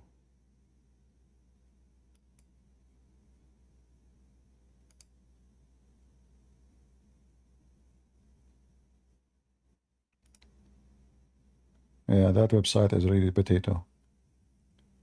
So we go here, 27, 82, and read with me. To make it simple, I will type the word black or white. So we can go right away. So Allah, He will send a beast.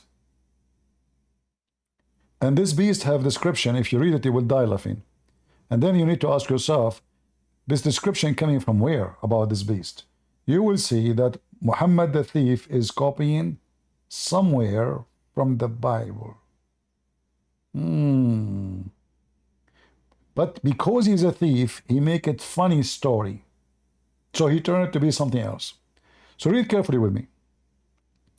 Allah will send this beast who have all those description. This beast, its head is the head of a bull, its eyes like the eyes of a pig, its ear like the ears of an elephant, its horn like the horn of a stag, its neck like the neck of an ostrich, its chest like the chest of a lion, its color like the color of a tiger, its haunches like the haunches of a cat, its tail like the tail of a ram, its legs like the legs of a camel, between each pair of joint a distance of a 12 cubit. It's huge.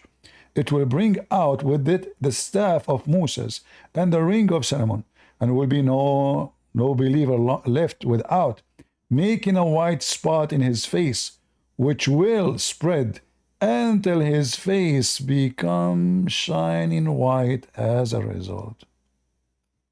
Do you see it? People, can you see it? So we'll hit the Muslim, the believer, in his face, and that will make his face so white. And now is going to hit the non-believers, which is us. So first is going to hit the believers, making white spot, and this white spot will start spreading until all his body become totally white. And then it's going to go and do the same thing, but hit the disbelievers, and that will make a black spot in his face, which will spread. As a result, he will become so black. And then when people, they go to the market, they say, oh believer, oh disbeliever. So who is the believer? The white. Who is disbeliever? The black. So now we are in the market. It's not judgment day yet. We become two community. The evil ones are the black, according to Muhammad. The good ones who will go to heaven is the white. Am I making things up? It's in the front of your eyes.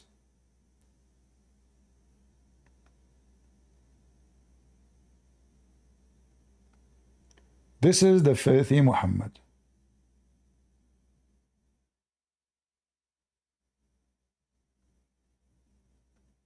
And you know, finally I will be black. My dream will come true.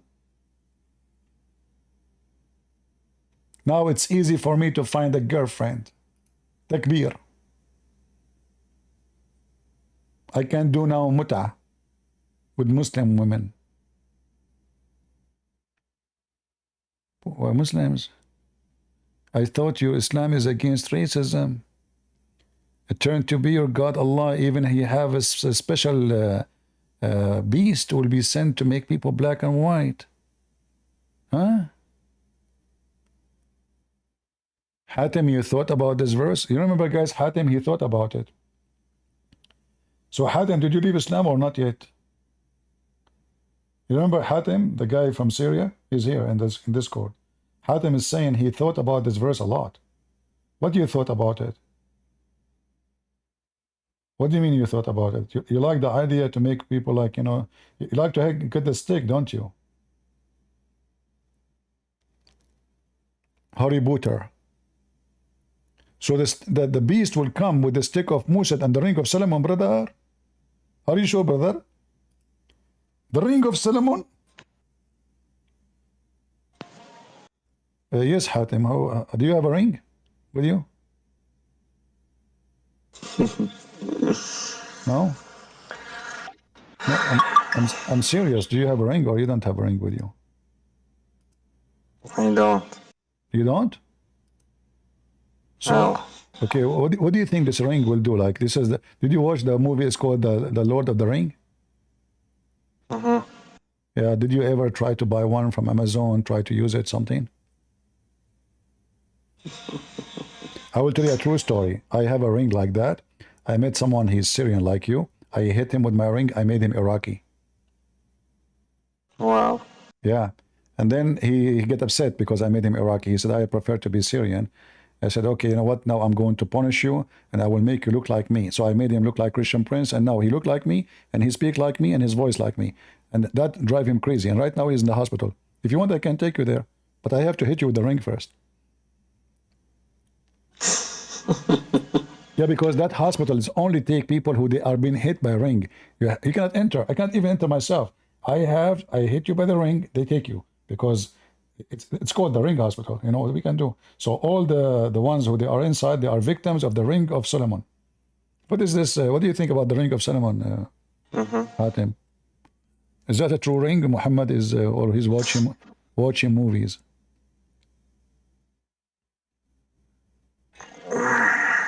I don't know. You don't know. You are a Muslim. You do not know. I thought every Muslim knows everything.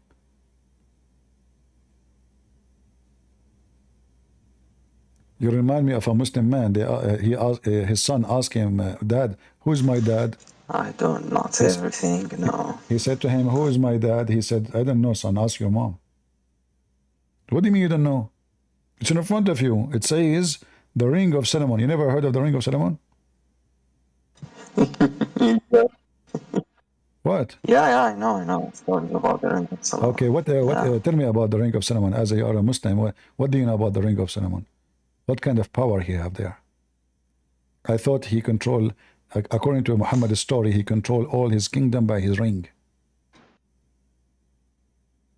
Oh.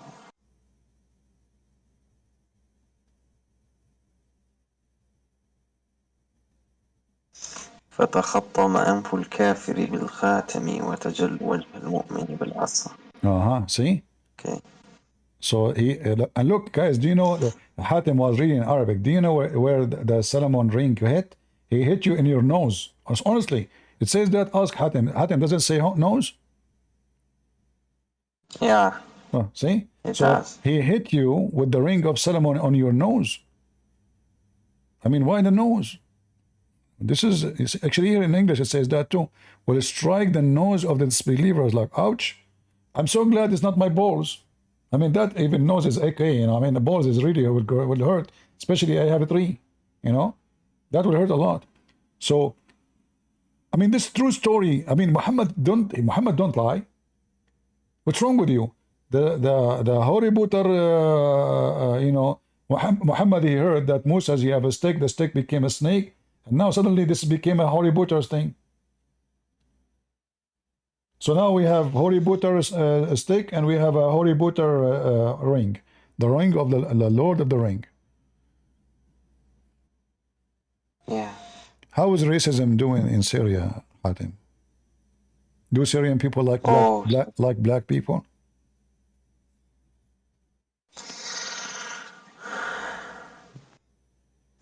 Here in Syria, it's not about the color, it's about race stuff. It's not about color? So why in Syria there's no black people? What you did to them? You killed them all? They used to have a lot of They used to have a lot of black slaves. Well, what happened to them? Don't you know?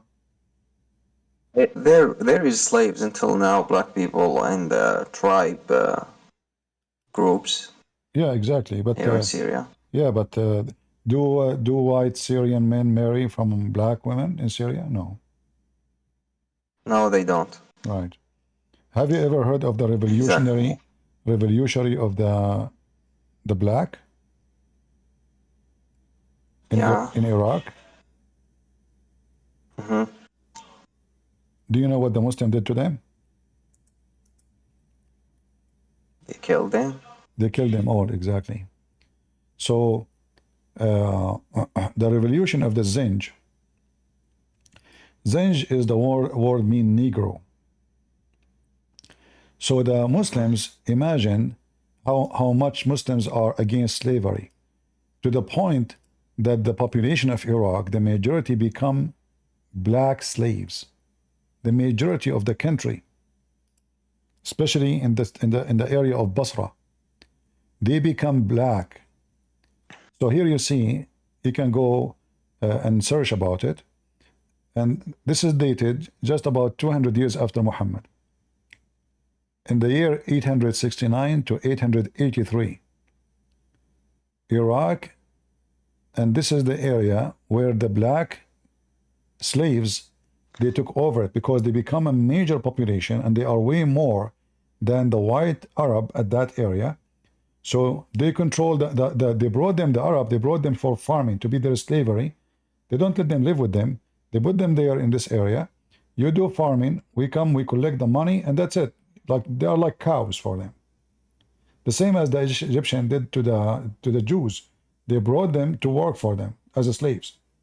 So when those African, they become a big number in Iraq, they decide to revolt against the white master, and war started. And then the white Arab, they slaughtered them all.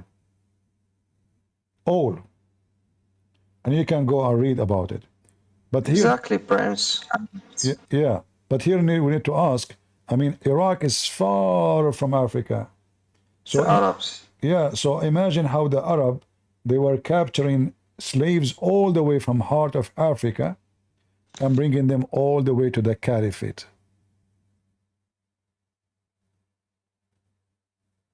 All right? They slaughter every single one of them. I don't know how many millions, but God knows. Yeah, I would say it's not Islamic thing. It's Not Islamic thing. Okay. I mean, this guy is coming from Syria. This is not Islamic thing. He is at war. His country is messed up. Muslim killing each other just because of Islam, and he's saying this is not Islamic thing. Are you sure, Hatim? So the Muslim Sunni, they revolt against the Shia government or the Alawi government. Is that because this is Islamic thing or because this is atheist thing?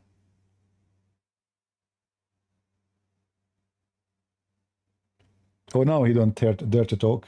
I think it's a conflict for the authority. It's not even about religious. No, it's about religion. We know that, and they don't want him just because he is not a Muslim. They use they say we are Sunnah. Yeah, we know. We saw all the videos they make. They keep, making fun of the Alawi. They want to kill the Alawi. They want to kill the Christians. They want to kill the Shia. They want to kill the Ismaili. They want to kill anyone who is not a Muslim Sunni.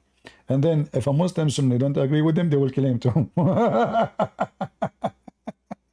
Because this is Islam. It's a religion of peace. Right? Fully correct. So Hatim, do you correct. What? Hatim, do you agree with me that Islam is a piece of shit? Be honest with me. The people, yes. No, Islam, forget about the people. Islam itself, isn't Islam piece of shit?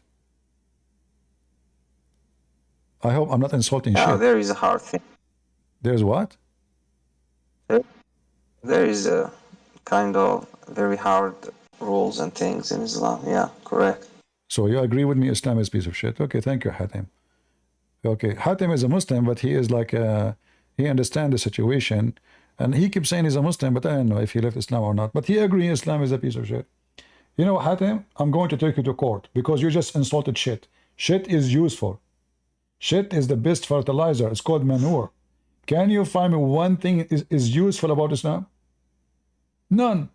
You will not find one country is run by Islamic Sharia law is a good country. Messed up. So I want to apologize for saying Islam is shit because shit is good. It's very useful. Yeah, thank you. Thank you, Hatim. All right, guys. Closing with Hatim for today. I want to say thank you all for being here. And Hatim, you want to say anything besides Islam is a piece of shit? I want to say thank you so much and want to see you every day. Why you did not leave Islam until now? What's wrong with you? Maybe in the future, if I find something better. Are you doing shopping? Kind of, yeah, sometimes. Okay, go to Amazon. Check in Amazon. You know, you can get my books and you can convert. Yeah, you can convert. Get my books. You can convert to Deception of Allah. You know, you will like that book. It's you can make it your holy book, and that's it. You will be in heaven. All right. Yeah, it's written by Christian Prince himself.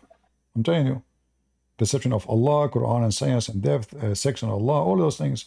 So you will, yeah. I mean, Whisper. huh?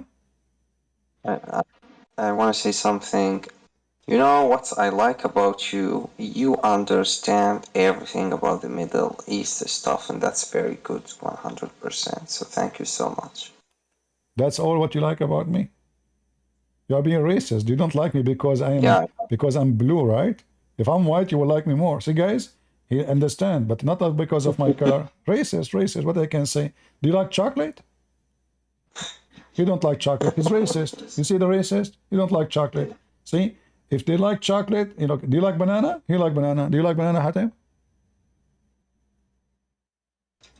I do like banana. See, banana is a blonde hair and white inside. Here we go. Racist. What you can say? That's it. You know.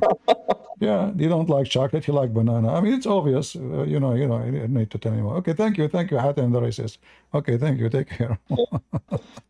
All right. Oh boy, oh boy. Okay. I mean, this is the logic of some people, you know. Do you like, you know, so like, do you like Obama? I don't like Obama. Oh, he's racist. Like, what the heck? I don't like Joe Biden too. What? If you don't vote for me, you ain't black. Like really, racist. So we as a Christians, what unite us is Jesus as God, not Jesus as white or black. That's why our book never mentioned the color or even the look of Jesus. The Lord, He gave us a very amazing teaching. From their fruits you shall know them. There's many white people. They are very bad people. And the same for black people too. But there's many white people. They are good people. And there's many black people. They are good people. Your color does not make you good or bad. That is the teaching of the Bible. The Bible says there's no free, there's no slave. There's no Greek, there's no Hebrew, for all of us is one in Jesus' name. So the Bible is a book which unites us. Chosen people of God is those who choose God, not people of color. Because you are white or black. When you are a godly man, you are a godly man.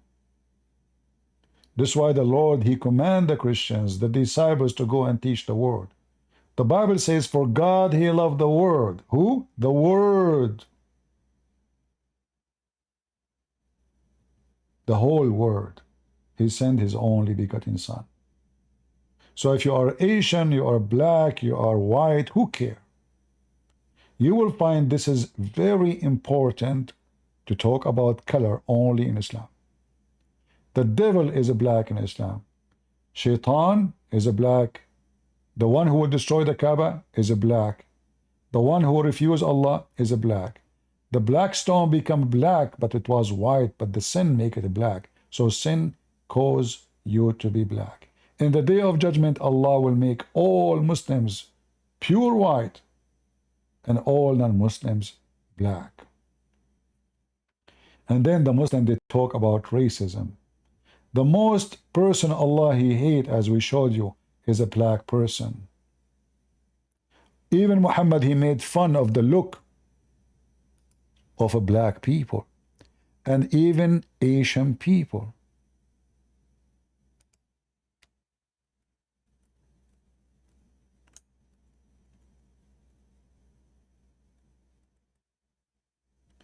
Muhammad, he used the black people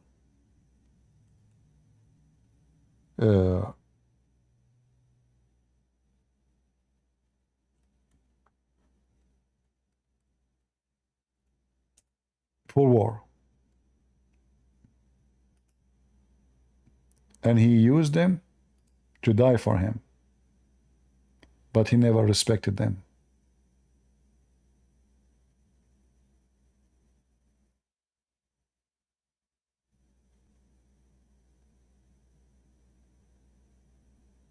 Look what he said about the black people. Obey Muhammad, he made the black Bilal a commander of a group of young ones in the war because he is strong, he is a black, and he have a good physical skills of fight. So those white, they said, we will not accept a black man to be our commander. And here you think, okay, well, Muhammad, he just made the slave a commander. Well, no, still he's a slave. He's sending him to die. And when they said that to him, he says, obey your Abyssinian slave with a head like a raisin, even if he is.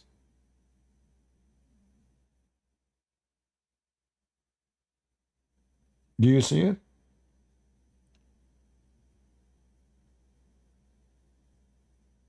He is a slave.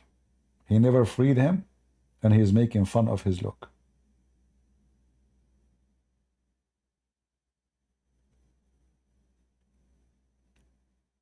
What about Muhammad? He say, hey, slave, you are free.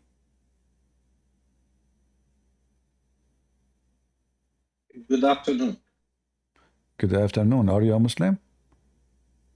I'm an ex-Muslim, Okay. but I want to make it quick. I heard you talking to the guy before me about the cinnamon ring and, found it in the fish and what got you. So the other day I was browsing YouTube and I found a video about this and I wanted to share it with you. About the Ring of Solomon? Yeah, about the Ring of Solomon. Because they found it. Oh, they found the Ring of Solomon? They found it? Yeah. That's deep. Yeah, they did. Really? So last time I tried to post it, but then mods told me don't post like YouTube links. So now the Ring of Solomon, they found it. It can make people black and white. Is that magical? I don't know. I'm gonna post it once more in the chat if you want to have a look. My friend, first of all, how in the world anyone can know that this is a ring belong to Solomon? Secondly, those are just fairy tale stories mention about Solomon. So when somebody says to you, they found, like, there's tons of videos, all of them, they are fabricated. Like there's a guy, he found that the Mount of Sinai, it is in Saudi Arabia, which is a joke, because obviously he is an idiot. He don't even know what the Hebrew word mean of Mount of Sinai, because that describe the name, describe the location. It's not the name got the location just by a name and by a coincidence. Even the location got the name for a reason. So there's many people they fabricate, and there's many they are naive, they believe in such a story. So I say to you, those stories are just a fabrication, and there's no such a thing. I mean, I looked at the video and honestly it was very convincing. But Well, it's up to you if you don't. Well, I can share it with you my friend, if you want to check. my friend, there's many things are convincing in the videos, but they are convincing for the one who don't want to do search and study. What is the proof that even Suleiman, he have such a ring? There is any proof? I think if you watch it, you may change your mind, but it's up to you. I won't like to be. For me, I watch cartoon better because the cartoon can make more sense than those videos. Those videos are made for a reason, just for clickbait, and people they follow. Yeah, if you make a strange video, if I come now and I say I found the stick of mooses, and I can bring tons of stories, mix it together, and then it's very convincing. So convincing is the same as the Big Bang. I mean, Big Bang is sponsored by science, and it turned to be that even the Big Bang is a fraud. So when somebody says to you, the Ring of Solomon, there is no proof of such a thing, and there's no proof, there's no one in the world, he have a little brain, will believe that rings have a magical power and you can control your kingdom by a ring. That is even more silly. But you know, you can believe in anything you want. However, if you can get that ring, if you can change Joe Biden for us, I will be thankful. You know. All right. Well, that's up to you. I'm gonna throw the board into your court, No problem. and you decide. No problem. Did you find me the hat which can make you invisible? I mean, we start with the ring. No. I mean, if you can find me the video about the hat, I am more interested in the hat. You know, because I want to go do shopping and don't pay. You know, like I can go just to the store, take whatever I want. Nobody see me. Go to the bank, take money. I need money. You know, even I can go and take my neighbor wife, and nobody will notice. Like my wife will Well, be good. I thought the hat was like scientifically proven. No. The hat is scientifically proven too. Really? Yeah. Well, how else do you explain the Ya'juj and Ma'juj? No. You see, hold on. I remember the scientific hat proven. Like once I hit my friend at school, at high school, and then he said I cannot see. He scared the hell of me, really, because really he cannot see. I hit him really in his head. No, I can't see. I can't see. So I took him home, and for some time he is really messed up. So I thought this is the invisible hat. He cannot see. But there is really, you believe there is a hat you can wear. It's make you invisible. Do you believe in that? This is scientifically proven. Well, I mean, how else would you explain Ya'juj and Ma'juj? They are in I billions. thought you are an ex-Muslim now. So do you believe in Gog and Magog, or you don't believe in it? No, I mean, I don't believe in it, but like you have 1.8 billion people believe in it. So It must be true. So if there is many donkeys believing in something, that means true. Okay, that's a good point. Well, I saw a very strong man. You saw what? A very strong man, strong and independent man. Sometimes he shows his nipples. He's called the brother He show Hijab. He show what? Muhammad Hijab. Muhammad show his- Hijab. Yeah. Okay. He's very strong and independent. I mean, he sometimes loses it and shows his nipples and dance and what. All right. Yeah. But like he believes it. Seems like a very reasonable person, no? Yeah, well, I mean, a lot of things people believe in, you know, what you can do. I mean, you see what, sometimes you have to believe, like, who can believe that Nancy Pelosi is in the Congress and Kamala Harris will be vice president and Joe Biden will be a president? Nobody can believe that. If you tell them, if you try to convince them for 10,000 years, nobody will believe it. But it's happened. So we saw it. Okay, it's true. But it's hard to believe. So I have to agree with you. Yeah. All right, my friend. Never keep your dreams a dream, CP. When I was in the Middle East, I always thought America is the land of the smart people. And then I come to Canada and I see Justin Trudeau. And I'm like, when my people are retarded, but like here, it's not very different. No, in the West, there's a bigger number of retarded. Way bigger. Man, I really want you to see this video. I think you may genuinely change your opinion about Islam and become a Muslim. My friend, let me tell you why I will not believe in it. Because I have the real Ring of Solomon. All right? So those are fake videos. I have the real one. I'm hiding it. I'm not going to tell you where I hide it. I put it in the coffee box, you know, because nobody will suspect in the coffee box to put ring.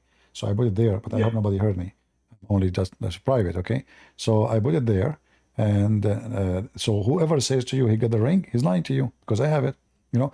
And I not only this, you know, the flying carpet of Suleiman.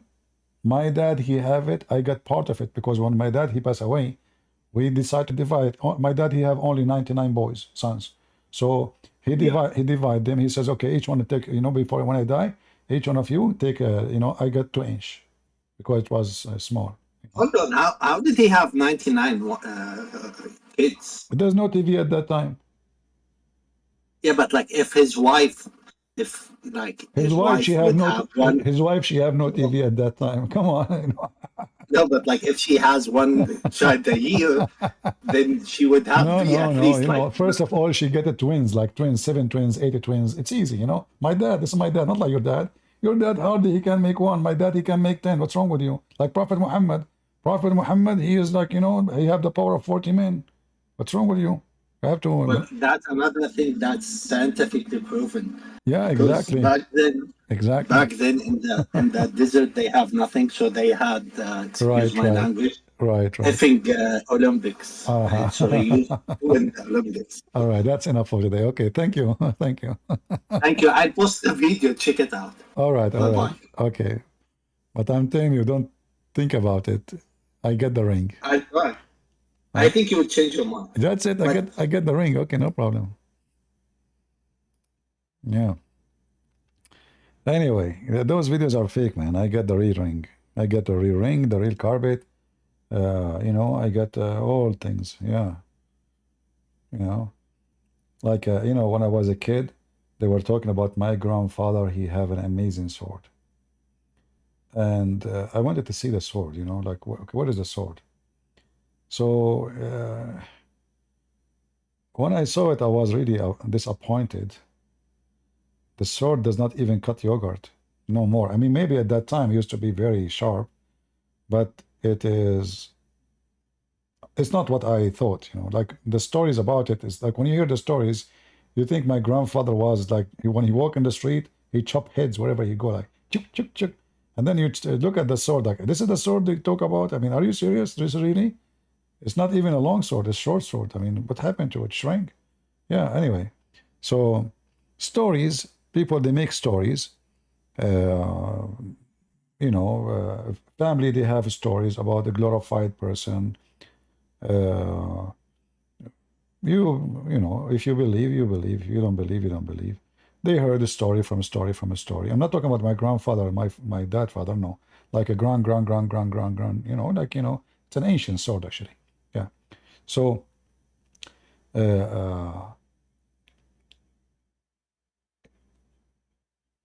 all nations, they have a glorified stories about certain person. And they create stories about this person. They mix what is real with what is false. And the more we add false, the more we glorify the person.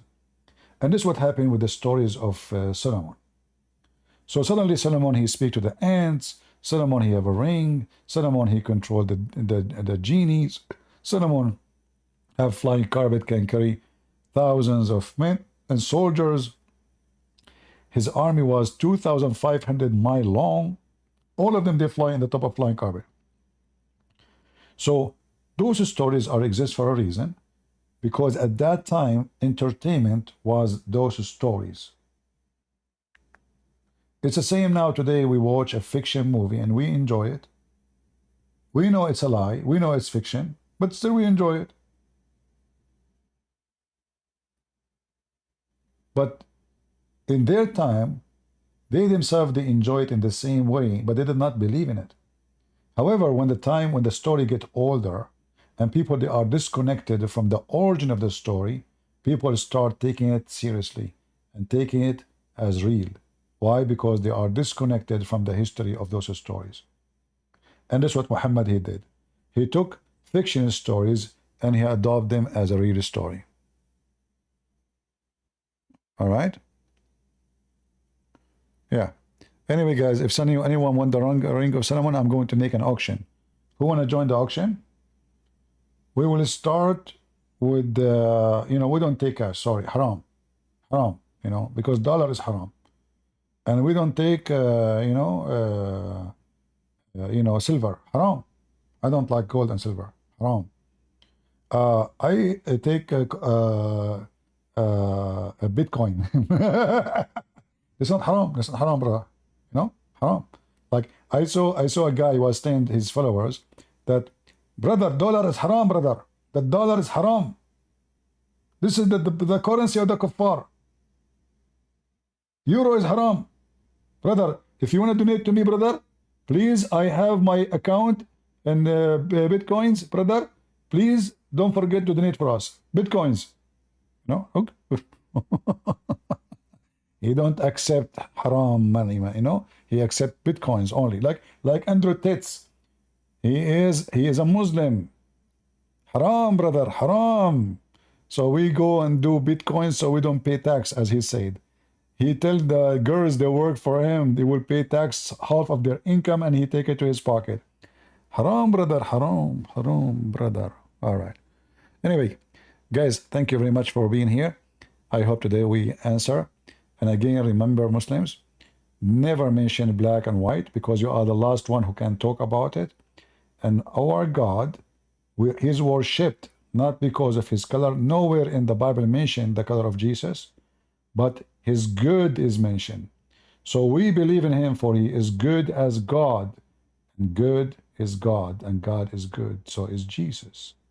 This is why we believe in Jesus as God, to be for us, not because he's white. So you are being a scumbag when you mention that. You are being hypocrite. You follow white God. You follow white prophets. You obey the white man. You pray to him even in his language. You are not even allowed to pray in your own language. Do you know why? Because Islam is the religion of the Arab. You are a slave of the Arab. You have to pray to a God who is an Arab God. Do you know what? An Ethiopian person from Africa, he can pray to Jesus in his own language. An African in Kenya, he can pray to Jesus in his own language.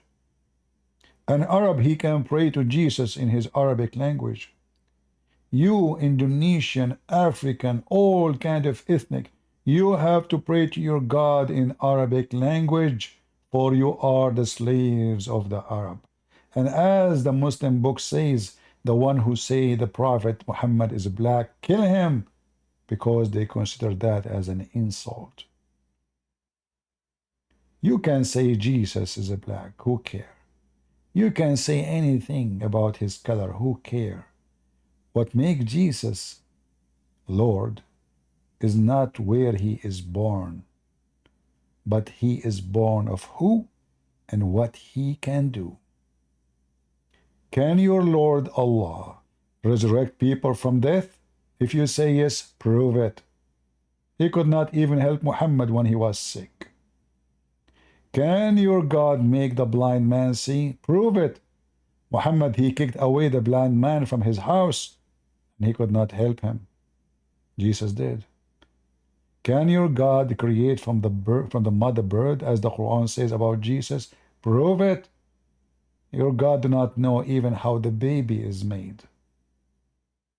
And yesterday we have a long video debate about it. Go watch it and laugh.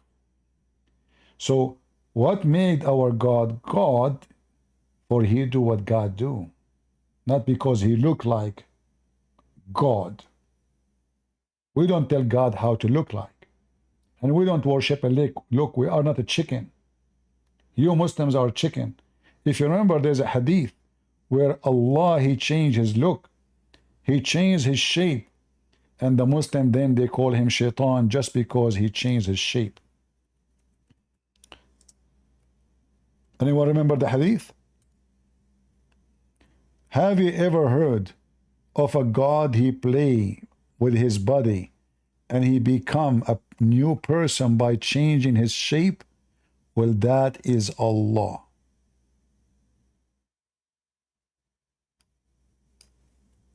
That is Allah.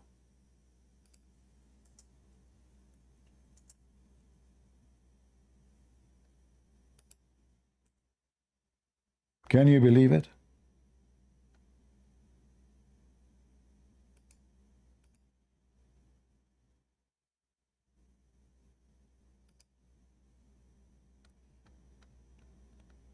Maybe we can talk about it next time I go live, and you can remind me.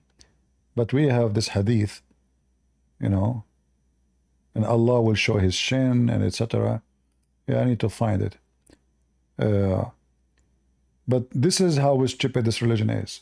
Their God is a physical, their God that changes shape, and when he have a new shape, you know, the Muslim, they reject Allah.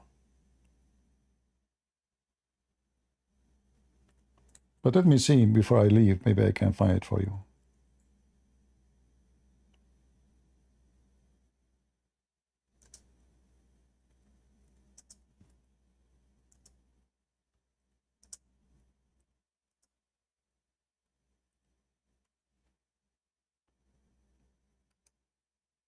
There we go.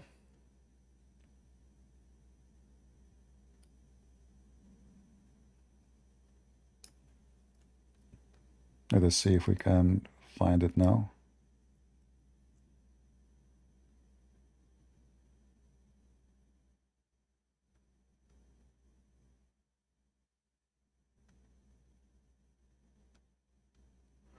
Yeah, the problem with this website, you know, when you search for something, it show you tons of, you know, like any word you mention in the search, it shows you all. It's not like there is no specific search will show you exactly what you are looking for. You see, this is why it make it more difficult. Yeah, this website is messed up. Let us see if I tried something else.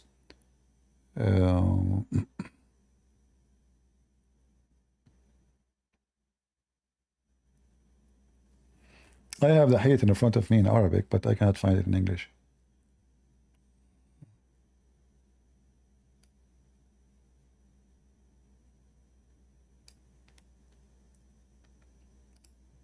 Let us see here again.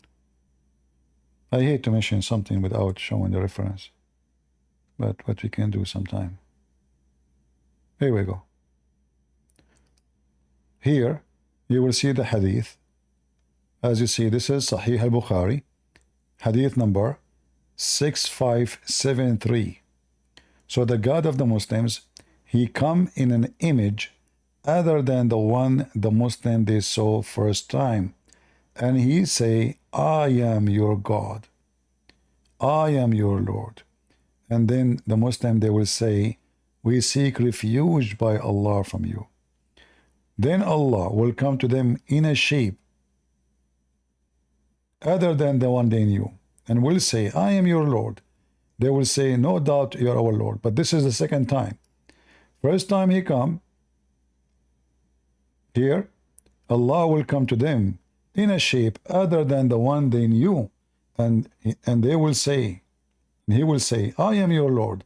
They will say, we seek refuge with Allah from you. So obviously, Muslims, they believe in a changeable God. Don't the Muslim, they say God never change? Well, here we go.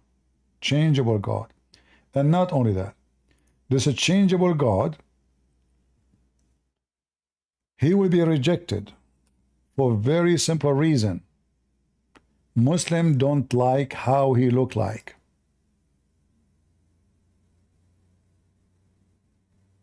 Huh? Why they are rejecting him? Just because he came to them in a shape other than the one they like. And they consider him Satan. They say to him, we seek refuge by Allah from you. Let me post the link so next time I go live, you guys, you can help me with posting links. All right?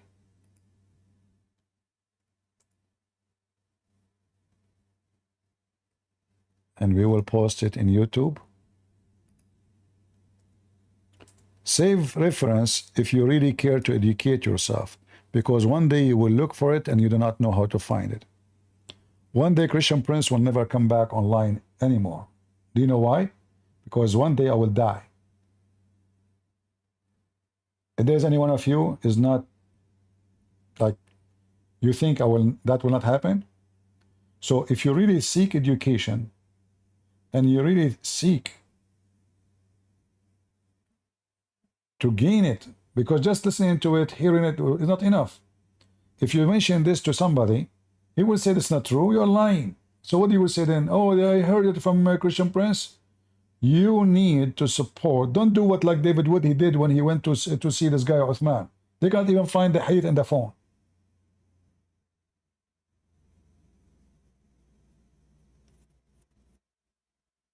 You want to debate a Muslim? You have to be ready. Those are people, they are trained by Satan to attack Christianity. So you don't go to war without your armor. And your armor is the Bible and your knowledge. The Bible says, my people have been destroyed because of their ignorance.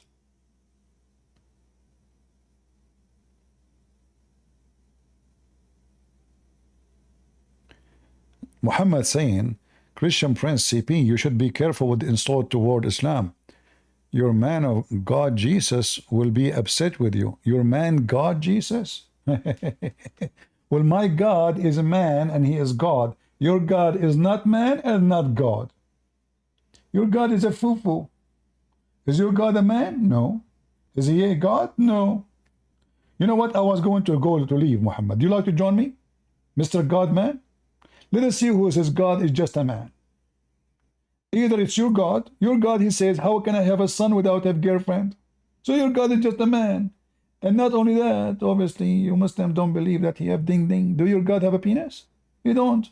He don't have a girlfriend. He don't have a penis. And he is complaining, how can I have a son without girlfriend? Look, my God, he can have a son without girlfriend and without having ding ding. So which God is the one we should follow? The one who is disabled even to have a son. How can I have a son without having a girlfriend? What the heck is that? Huh?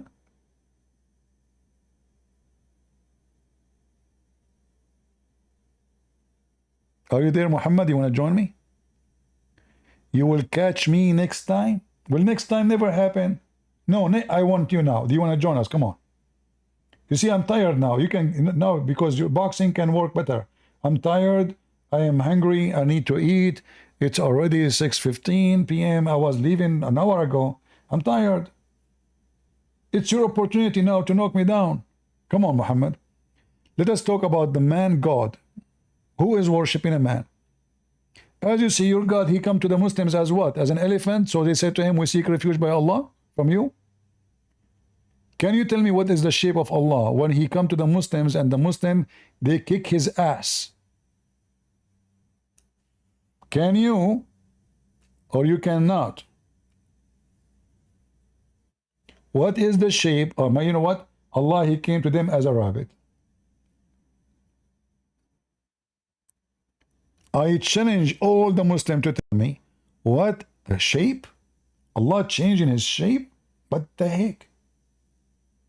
Like I saw Nancy Pelosi, she put a lot of makeup, but still she have the same shape. No, not makeup, this is shape. Allah changed his shape. Is that a silicone? Like Muslims, you put, is that buttocks? What do you mean Allah, he changed his shape? And why you Muslim rejected him? He's so ugly? Like he chosen the wrong shape? Like what? He came like Joe Biden? And you said to yourself, no way? Huh? Why you refuse him? I'm waiting for the answer. Okay, guys, Muhammad will call me. Click at the link down in the info, Discord, and he will join me in a second. So guys, Muhammad is coming, he will join us. Invite your friends. And obviously Muhammad is a very strong Muslim.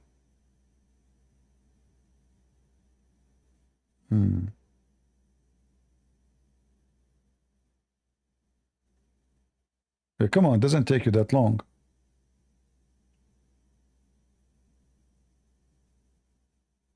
Why you are calling me? How you can call me, idiot? Guys, he's calling me. Calling me where? Click at the link on Discord. You have to join Discord. Discord, not Skype. I'm not using Skype. The link there in the info. Click at Discord.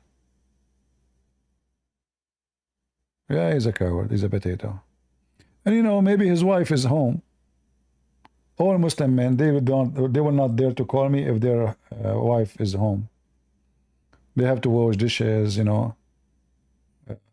You remember yesterday we showed you that there's more than 1 million Moroccan men been beaten by their wives, and they don't even dare to speak out. Did you remember it? I showed it yesterday. Watch the video yesterday.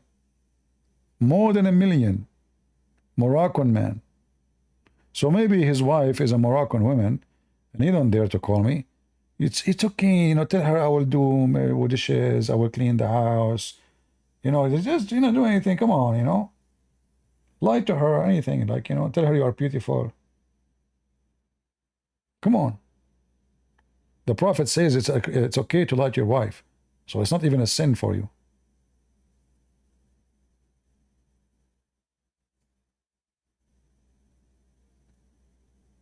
You're not coming, huh? False promises like Muhammad?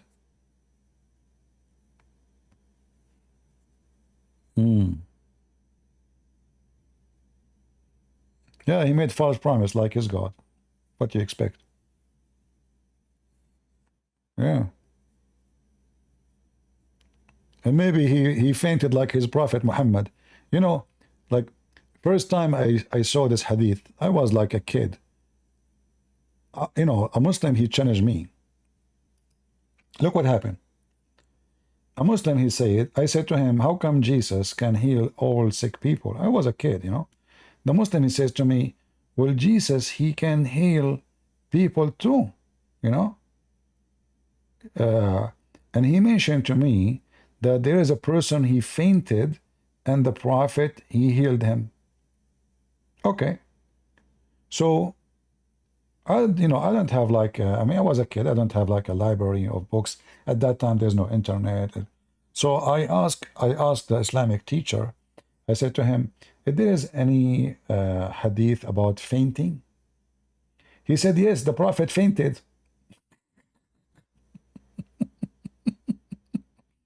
I was asking him, hoping he will show me the hadith about the Prophet. He healed the guy from fainting. It turned to be that the Prophet himself, he fainted. I said, what happened? Who? He said, the Prophet fainted. I said, where I can find this hadith? He said, I don't know. I need to research for it. Yeah, I need to remind me later. So it took him 2 weeks to find me the hadith in the books, you know, or even more. So the Abdul, he lied, saying to me that he healed the one who is fainting. It turned to be that Muhammad himself is Mr. Fainted, and he could not heal himself. The Messenger of Allah fainted when he was sick. Then he woke up and he said, "That's the time for the prayer coming to Allah." They said, yes. He said, okay, to cover that, okay. Okay, and then the Prophet, he woke up again, and then he fainted. Like, what the heck? Then he what the this is that a movie called Fainted movie? Is that a movie called Fainted in America, or Fainted in New York, or Fainted in Mecca? This is the Prophet. So the Muslim kid, he lied to me, saying the Prophet, he healed somebody, he fainted. Nobody knows why he fainted. And then they turned to be, and then I asked the Sheikh, is there a hadith about him like healing somebody from fainting? He said, the only one I know, that the Prophet fainted. There's tons of hadith. And then I start studying and searching, and then I found Muhammad, he can't even do poo-poo. They have to drag him, they have to carry him. They put him in the top of a dish. Allah, it's coming, oh boy. And, you know, this is the same as Ahmad Mirza Ghulam. Ahmad Mirza Ghulam died because of his diarrhea, and he claimed to be the Messiah. Muhammad, he claimed that he is a healer, yet himself, he died and he cannot even do his poo-poo. In fact, there's a hadith, I don't know if you remember. Anyone remember what is the last thing Muhammad he did before he died? We see Muslims like Hamas, when they are dying, he put his finger out, Ashhadu la ilaha illallah. Muhammad did not do that. Anyone remember what he did?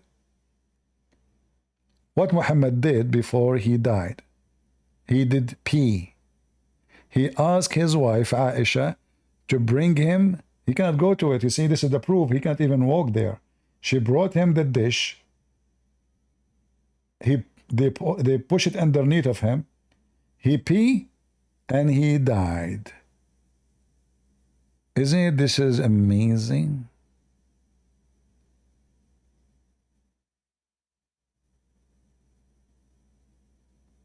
Huh? Isn't this amazing? Who have the hadith about Muhammad, he pissed and he died? You know, guys, before I die, I want to eat baklava. I don't want to piss. I want to take it with me. I will eat baklava, and I will not go to the bathroom. I go to the grave, I have baklava with me. You know, the Prophet, the last thing he did not say Shahada, he did not say Allahu Akbar. The last thing he did, he pissed.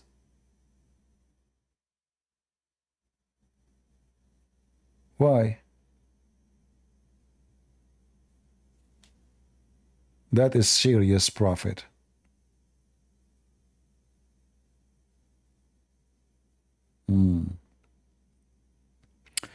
Anyway, it looked like this guy Muhammad is not coming.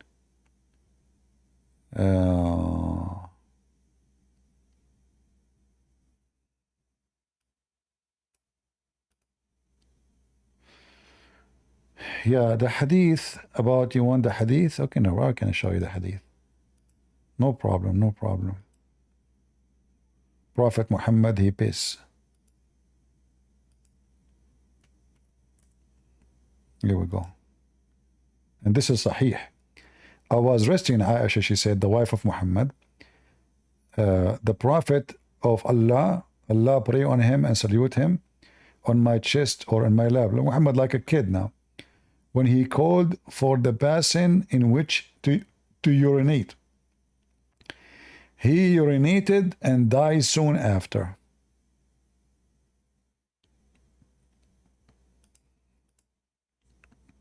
Do we have a Muslim?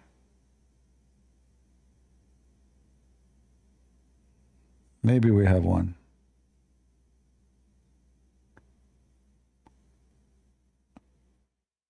I did invite you. You want to come? Or you are just making things up? Hello? Yes, Fitzuri. You are a Muslim, my friend? No, not a Muslim. I just have two questions. Sorry about it. You are a Muslim or what? No, I'm a Christian. But I have a question.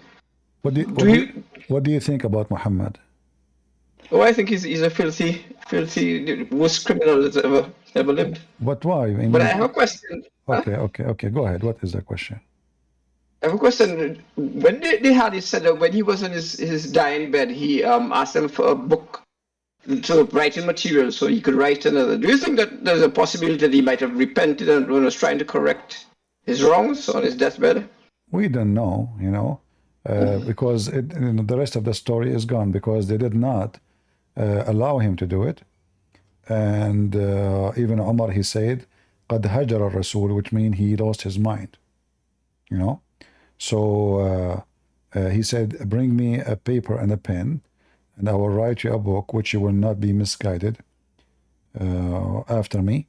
But Umar, the evil Umar, he did not allow him to do so. He said to him, but we have already the book of Allah, so why you want to write a pen? And then he said, قَدْ هَجَرَ الرَّسُولُ, the Prophet, he lost his mind, he became mentally ill, so don't listen to him. Sometimes when I'm trying to convince Muslims, that they're for prophet. I don't call him a prophet, but I think to call him a prophet is blasphemy. He's for prophet. FORPROFIT. For Prophet Muhammad. Yeah.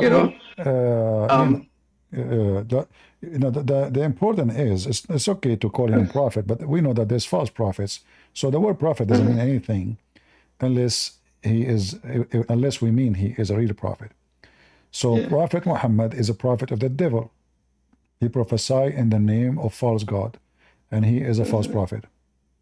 Yeah. But the only thing that it appears that came true was how he would die. That he died by daring God, and that he would cut his aorta with his right hand, and that's exactly what he did, isn't it? Exactly. It is. Actually, I find that this is story kind of astonishing, because there is a million ways for a human being to die, right? I mean, why Muhammad he died, and he mentioned it himself. It's not like somebody else saying, "I am dying because of this." Like if somebody, let us say a doctor was there, and he's saying Muhammad his aorta is being cut off. Well, at that time there's no autopsy or etc. So maybe not true. But when Muhammad he said that statement, that make it astonishing because he made it clear in the Quran that Allah told him, if Muhammad fabricating about us making up Quran, we are going to cut off his aorta or his artery. And then this is exactly what happened to Muhammad. Yeah. And So actually, I use that there's a to argue hadith. with you. There's a hadith, I don't know if you know it. Muhammad, he says he fabricated Quran. I need to find it. He fabricated Quran. Anyone have it? If somebody have it, you can pause, please. So he said he fabricated and he made up stories about Allah.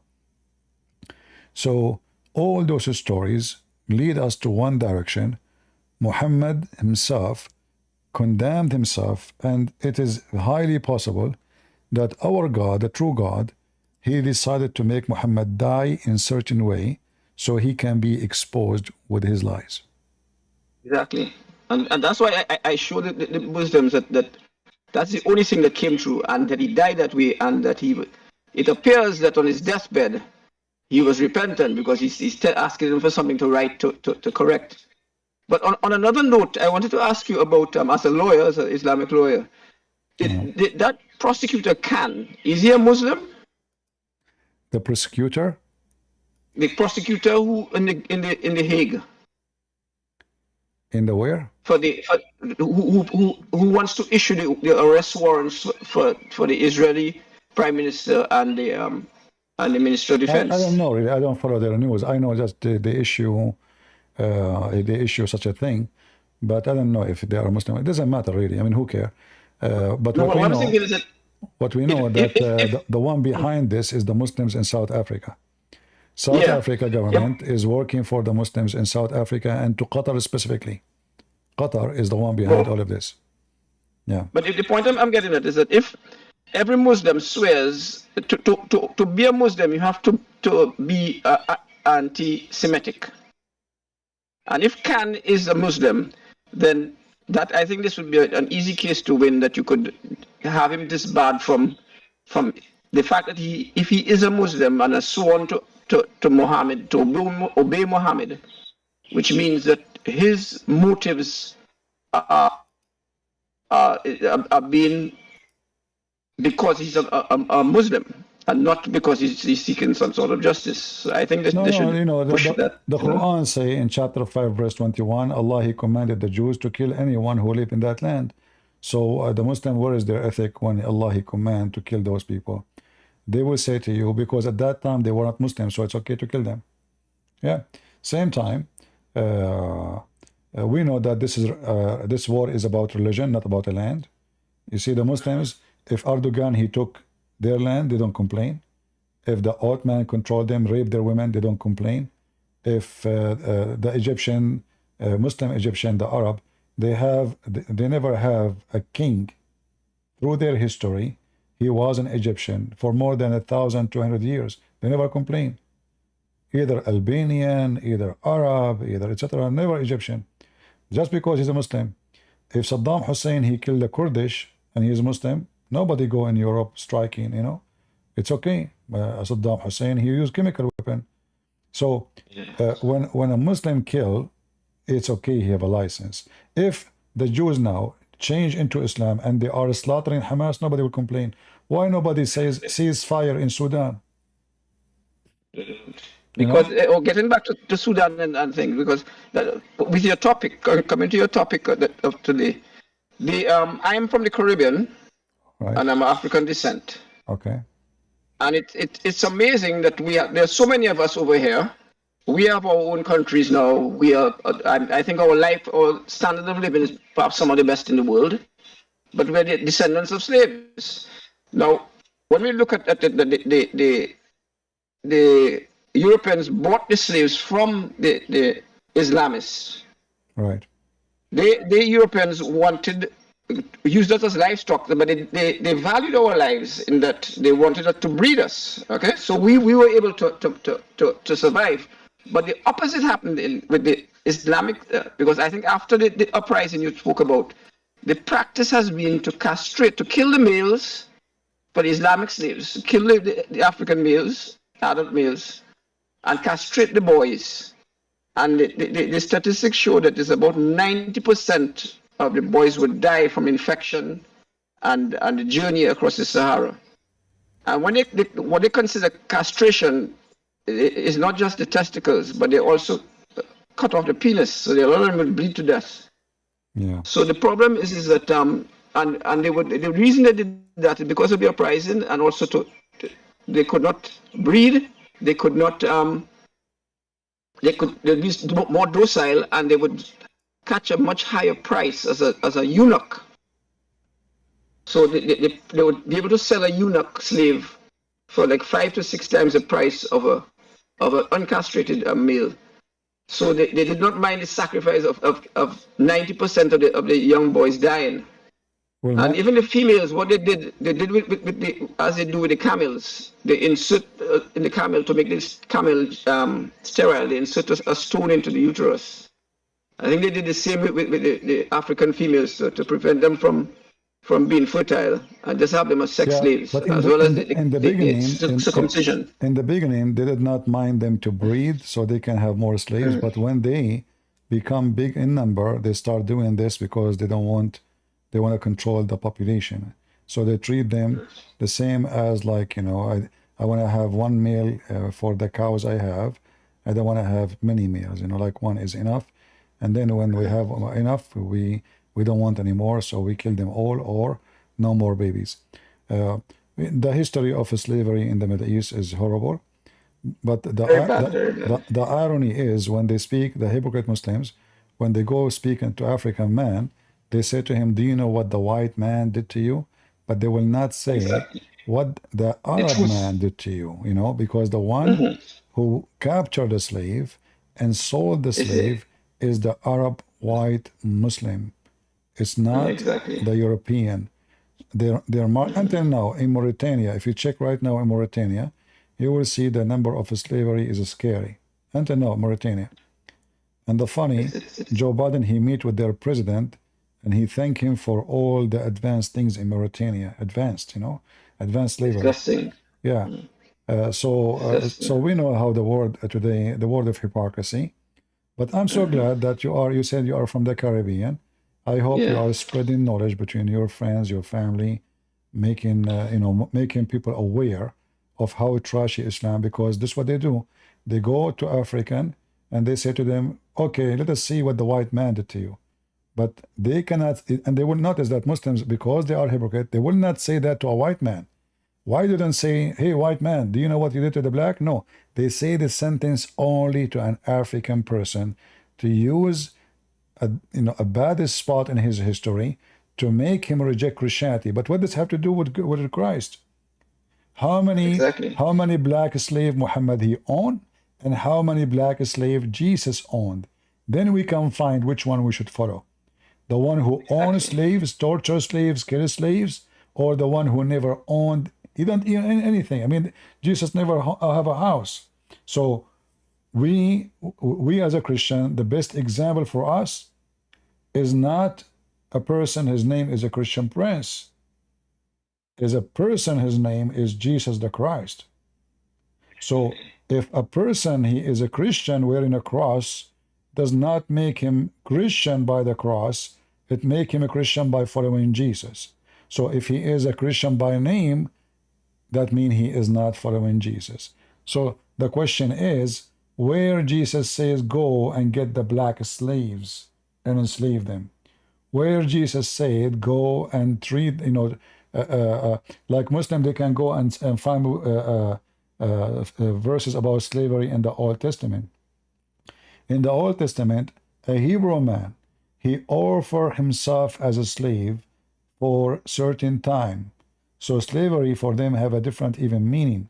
As an example, 7 years or something like that. right, you borrow money from somebody, you cannot pay him back. So what you will do, you say, okay, me or my family, I will be your slave for maximum of seven years. After that, you have to let him go. The other slave is war, you know? Like the Jewish themselves, they've been enslaved, the whole nation. The whole nation being enslaved. So those people, they enslave us, we go at war with them, and we will do to them what they did to us. It was not for the purpose of slavery. The Jews, they were not attacking their neighbors just to enslave. The Jews, they were attacking neighbors who they attacked them and enslaved them. The whole nation enslaved twice. And in history, we know that the Assyrian, they enslaved the Jews. The Assyrian, they were white. And the Egyptian, who they are African, they enslaved the Israeli. So African, they enslaved slaves too. Correct? Yes, correct. So like in the Roman, they have slaves who they are white. And they have slaves who they are black. And they have slaves who they are Indian. They have a slave from every nation. In Christ, there's no slave, no free. Exactly. Everyone is free. Free and slave. When the Bible mentions free, there's no difference between free and slave. Mention that we are equal, even though in the society our situation is not the same. But in the eyes of Christ, all is equal. So the Bible was teaching Christians that you should treat the one who is a slave as a child of God, even though you have no control of it, because this is how the country is. This is how the Roman are. So maybe we cannot free them, but we should not do what they do.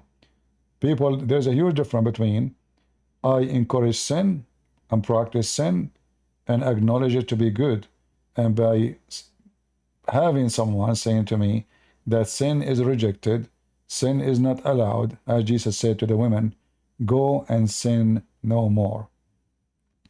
Muhammad, he encouraged sin. He encouraged insulting people, encouraged abusing people, encouraged even abusing women. Even women who they are free, they are abused in Islam. So what about slave? Imagine, if a woman, she is a free woman, we can beat her. So what the Muslim, they do to a black slave woman? Right? Islam really teaches them to break every single one of the 10 commandments. And the humanity. Which is, Islam is inhumane. Islam is inhumane. And this is why we challenge the Muslim to come and join us. But look at them, coward. They don't dare because they knew. They say that because they have nothing to stand on, no foot to stand on. But if I am, if I am a person who is ignorant, who know nothing about Islam, you will see the Muslim lined up here to show me the Prophet says that all of you are equal in front of Allah, black and white, etc. This is fake hadith. Same time, let us say if it's true. If it's true, why Muhammad did not free his slaves? So that means Muhammad was a hypocrite. Because if I say something and I do something else, that means I am a hypocrite man. Muhammad, he said to them, don't, the Quran says, stay away from women when they have their period. For period is a hurt.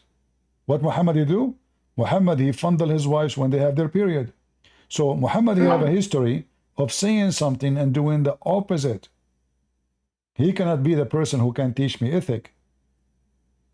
No, he has no ethic whatsoever. To me, he's the most evil man out there. And all these gangs, it seems like the mafia has taken his pattern. All the drug lords is all from the Islamic. Which group of white people kidnapping African these days? It Nobody. is Muslims. Muslims only. Yeah. Muslims in Muslims, yeah. Nigeria, Muslims in Kenya, Muslims in Senegal, Muslims in etc. So West Africa, Muslims wherever they go, they are the one who in Philippines. Like which country, which location is not secure and not safe? Thailand is safe. You go to South Thailand, you are not. Philippines is safe. You go to South Philippines, you are not. Indonesia is safe as long as you don't live in a Muslim area. So wherever you go and there is Muslim majority, the country is messed up. And even if they are minority, they will mess up the country too. It's a fact. In the Caribbean, we're having a big challenge because they have been, the main station being broadcast these days is Al Jazeera, which is a serious poison. Yeah, and then Saudi Arabia is coming to the countries to give them loans. I keep telling them that they must be careful because... And always loan have to come with some return, like what you would do for us. Exactly. Yeah, the money. Yeah, Jazeera, Qatar, money, yeah. The Quran mentioned about buying heart, right? You know that? No, I don't know. Yeah, the Quran, like, the ones who killed the grandsons of Muhammad, they killed him because Muhammad, he bought them. Not as slaves, he bought their heart. So the story of Abu Sufyan, the caliphate who killed the family of Ali, Muhammad, he bought them by money. So the Quran says you spend your money on those who they are al-mu'allafa qulubahum, which mean their heart, they don't like Islam, but they like money. So what do? You give them money, let them convert to Islam. Chapter 9, verse number 60. All right? So here it says that the charities, by the way, is a theft. Because this is now the Muslim, they go and they attack their neighbors, they steal money, and now they are dividing the money. So now part of it will go to the poor Muslims who they are going to war too. And this is how it works. وَالْمُؤَلَّفَ قُلُوبَهُم. And those who their heart is reclined. Reclining for what? They don't want Islam. So they buy them off. Yeah. So, and here, by the way, Muhammad, he forbid them from freeing slaves. Here they say to you, and for freeing slaves. That's not true. This is for freeing people who they are captured by the enemy. So like let's say, we are going at war, and then you capture some of my men. So I offer you money to free them. This is not about freeing slaves. But here, about buying the heart of those who don't want to believe Islam. And you can read the interpretation about it.